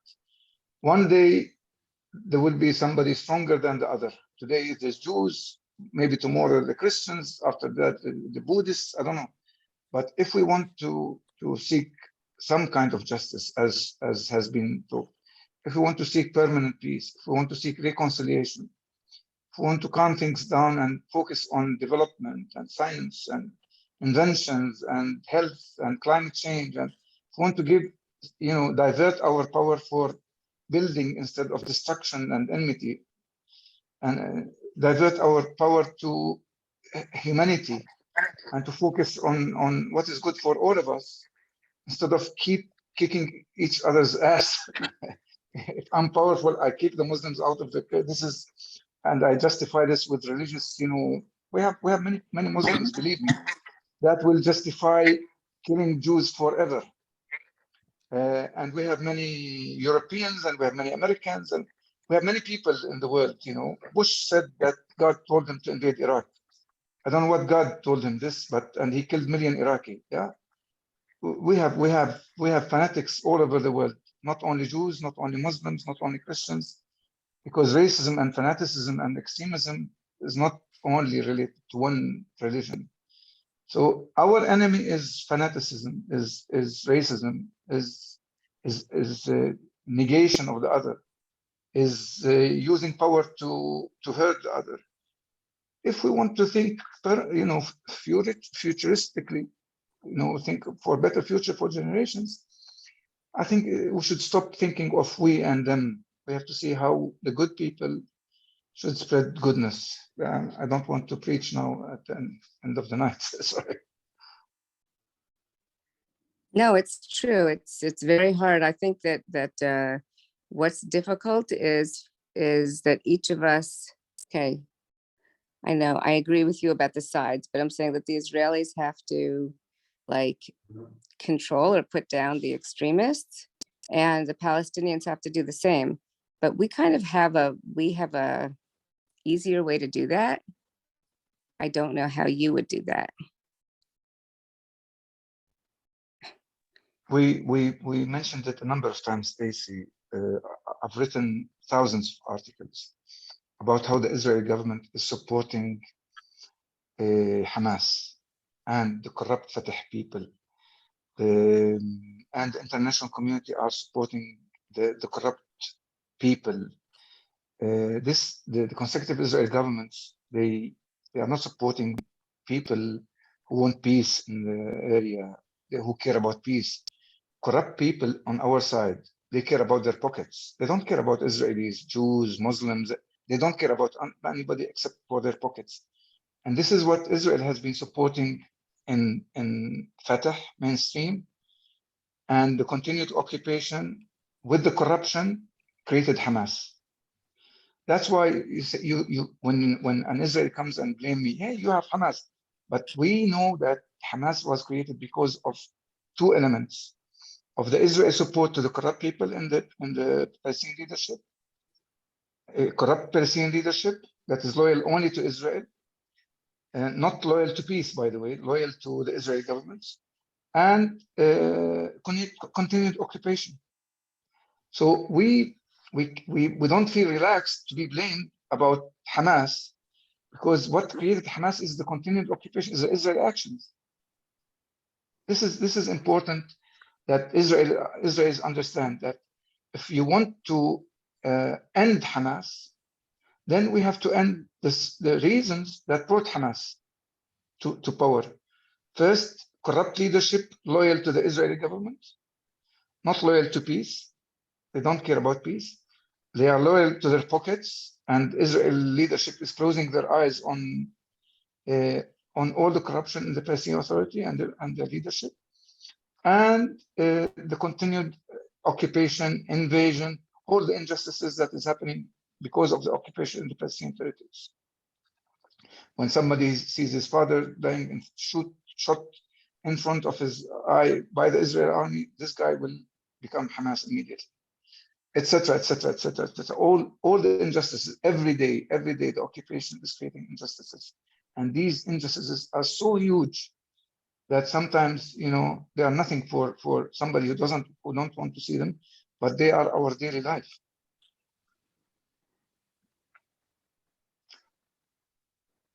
Warda, we can't hear you.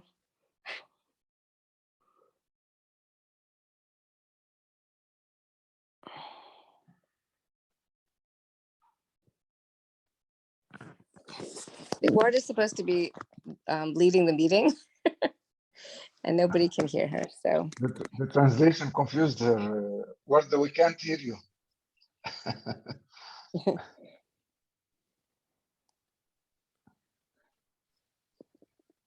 Stacey, so you are one of the moderators, yes? In the group, the Facebook now I'm group? one of the moderators. Yes. Yes, yes. Okay. A fun job. God help you. Exactly. You know, but I know I appreciate that you have been trying to. Oh, okay, so one thing I want to say, because Warda can't speak because we can't hear you, Warda, is that you're trying to wrap it up. I think she's trying to wrap it up. Okay, so I'm just going to say that, Hazem, I think you were talking about, I know this is a private conversation that you were having with me, but it was really important to what I'm also trying to do, which is help people learn how to speak to one another. I can hear you, Warda. Yeah. I can hear you. Someone can hear him? So I'd like to help us do that, I can't quite hear Stacey so well. Her volume seems to be a bit lower, but yours seems all right. I think because she's only connected to you, whoever's speaking. But anyway, hopefully in another Zoom, we'll start that, and we'll get somebody who can help teach how to speak in nonviolent communication. Because I think a lot of times we're just, you know, everyone's just trying to make their own point, and it gets into sarcasm and et cetera, et cetera. So it's not really going towards the goal that we're trying to do, which is to have peaceful relationships. So I think it can very easily escalate, and we all have to learn how to de-escalate and how to. Yeah. But Hazem, maybe you can do that. What do you think? You think you can No, lead no. a workshop on that? No, seriously? No, I don't think so. Okay. I wish so we'll find somebody. I wish We'll I find can. I'm not very expert. I'm not an expert in this really. I wish I can. It's a very important topic for me. I fully agree with this. It's very important to know how to communicate to the other, if we can put it that way. Respect the other and respect the other's opinions, even with differences, but yes. I got tired from one thing really. You tell some people, look, two-state solution says no, you Palestinians, you are not serious about the two-state solution. So one-state solution said no, we don't accept one solution. We want a Jewish state for us. So confederation, no, it doesn't work. So some people really lead you to that there will never be a solution, and that only you deserve only the occupation, the continued occupation, the existing status quo with the settlement expansion. And definitely this is not a good solution for us. So you tell them, okay, we can, you know, we Palestinians, we will want to guarantee, we will accept any guarantees that the Israelis would accept in order to have two-state solution on the borders, yeah? To make sure what happened in Gaza, although it happened unilaterally, yeah, that it will not happen in the West Bank. So we'll accept whatever guarantees Israel would accept UN, American F-16, whatever, but not having the Israeli army between our houses in the West Bank. Yeah, and Right. controlling our lives and checkpoints Right. each time I want to go to work with my kids humiliated. Raise your hand, raise your leg, whatever, all this kind of daily humiliation. If we want to finish this, to live side by side, we have to be free, like we have to be free. We have to be secure also from Israeli army invasions, like we have to be secure also from rockets from Hamas or Fatah, or etc. We have to talk about mutual security, mutual freedom, mutual sovereignty, mutual everything, even prosperity. Yeah. And you can choose to call it Jewish state, to call it empire, and we can choose to call it Palestinian empire, whatever, as long as we separate peacefully in agreement, and then we see how to reconcile in order to solve our, in order to decrease enmity and build more justice and acceptance, because we have a lot of things that we love together. Not only we love hummus and we love falafel, but I think there's a lot of issues that we can share, like business. We can do really good business together. And we can do lots of scientific research together. And we can do lots of academic research together. Huge potential, Stacy, huge potential. We are an energetic population. Instead of wasting our time in throwing stones or rockets or whatever on Israelis, and instead of wasting your young children's energy in carrying guns between Palestinian houses, I think we can use our energy in other areas where we can build instead of destruct. Huge Absolutely. potential. Absolutely. There's a lot of energy. I like the way you put that. There's a lot of energy, and you have to put it to good use. You have excelled in medicine. You have excelled in technology. I mean, we have to admit, you are much more advanced society than us. Yes, we are still working on the Arab mentality. We are Arabs at the end of the day. Yeah, we are underdeveloped, and we have our own internal problems that we have to tackle. We're not that scientific society. We're not that developed society, but we have to work on ours. But the issue is, while we are struggling with the soldiers every day and the destruction and this balagan, okay, we can never think of scientific research. We can never think of building something with the Israelis. We can never see even the good thing in the Israeli society. I mean, I'm a Jerusalemite, Stacey. I go to Hadassah in Cairo. I've never been thinking.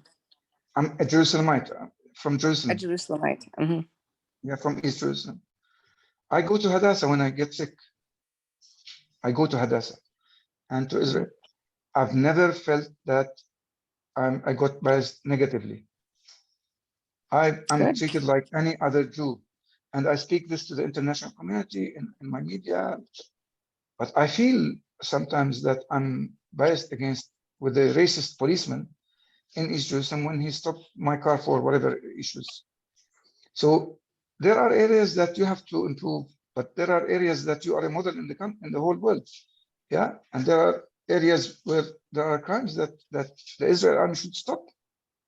So it's not all bad. There are many good things to talk about, but we honestly, the bad things are covering all the good things. You can't imagine somebody who lost his son to talk about the good medicine in Israel. Yeah, and even the West Bank, they don't get treated in Hadassah anyway. But the issue is, we don't need to get in love tomorrow together as Palestinians and Israelis. But I think we can start decreasing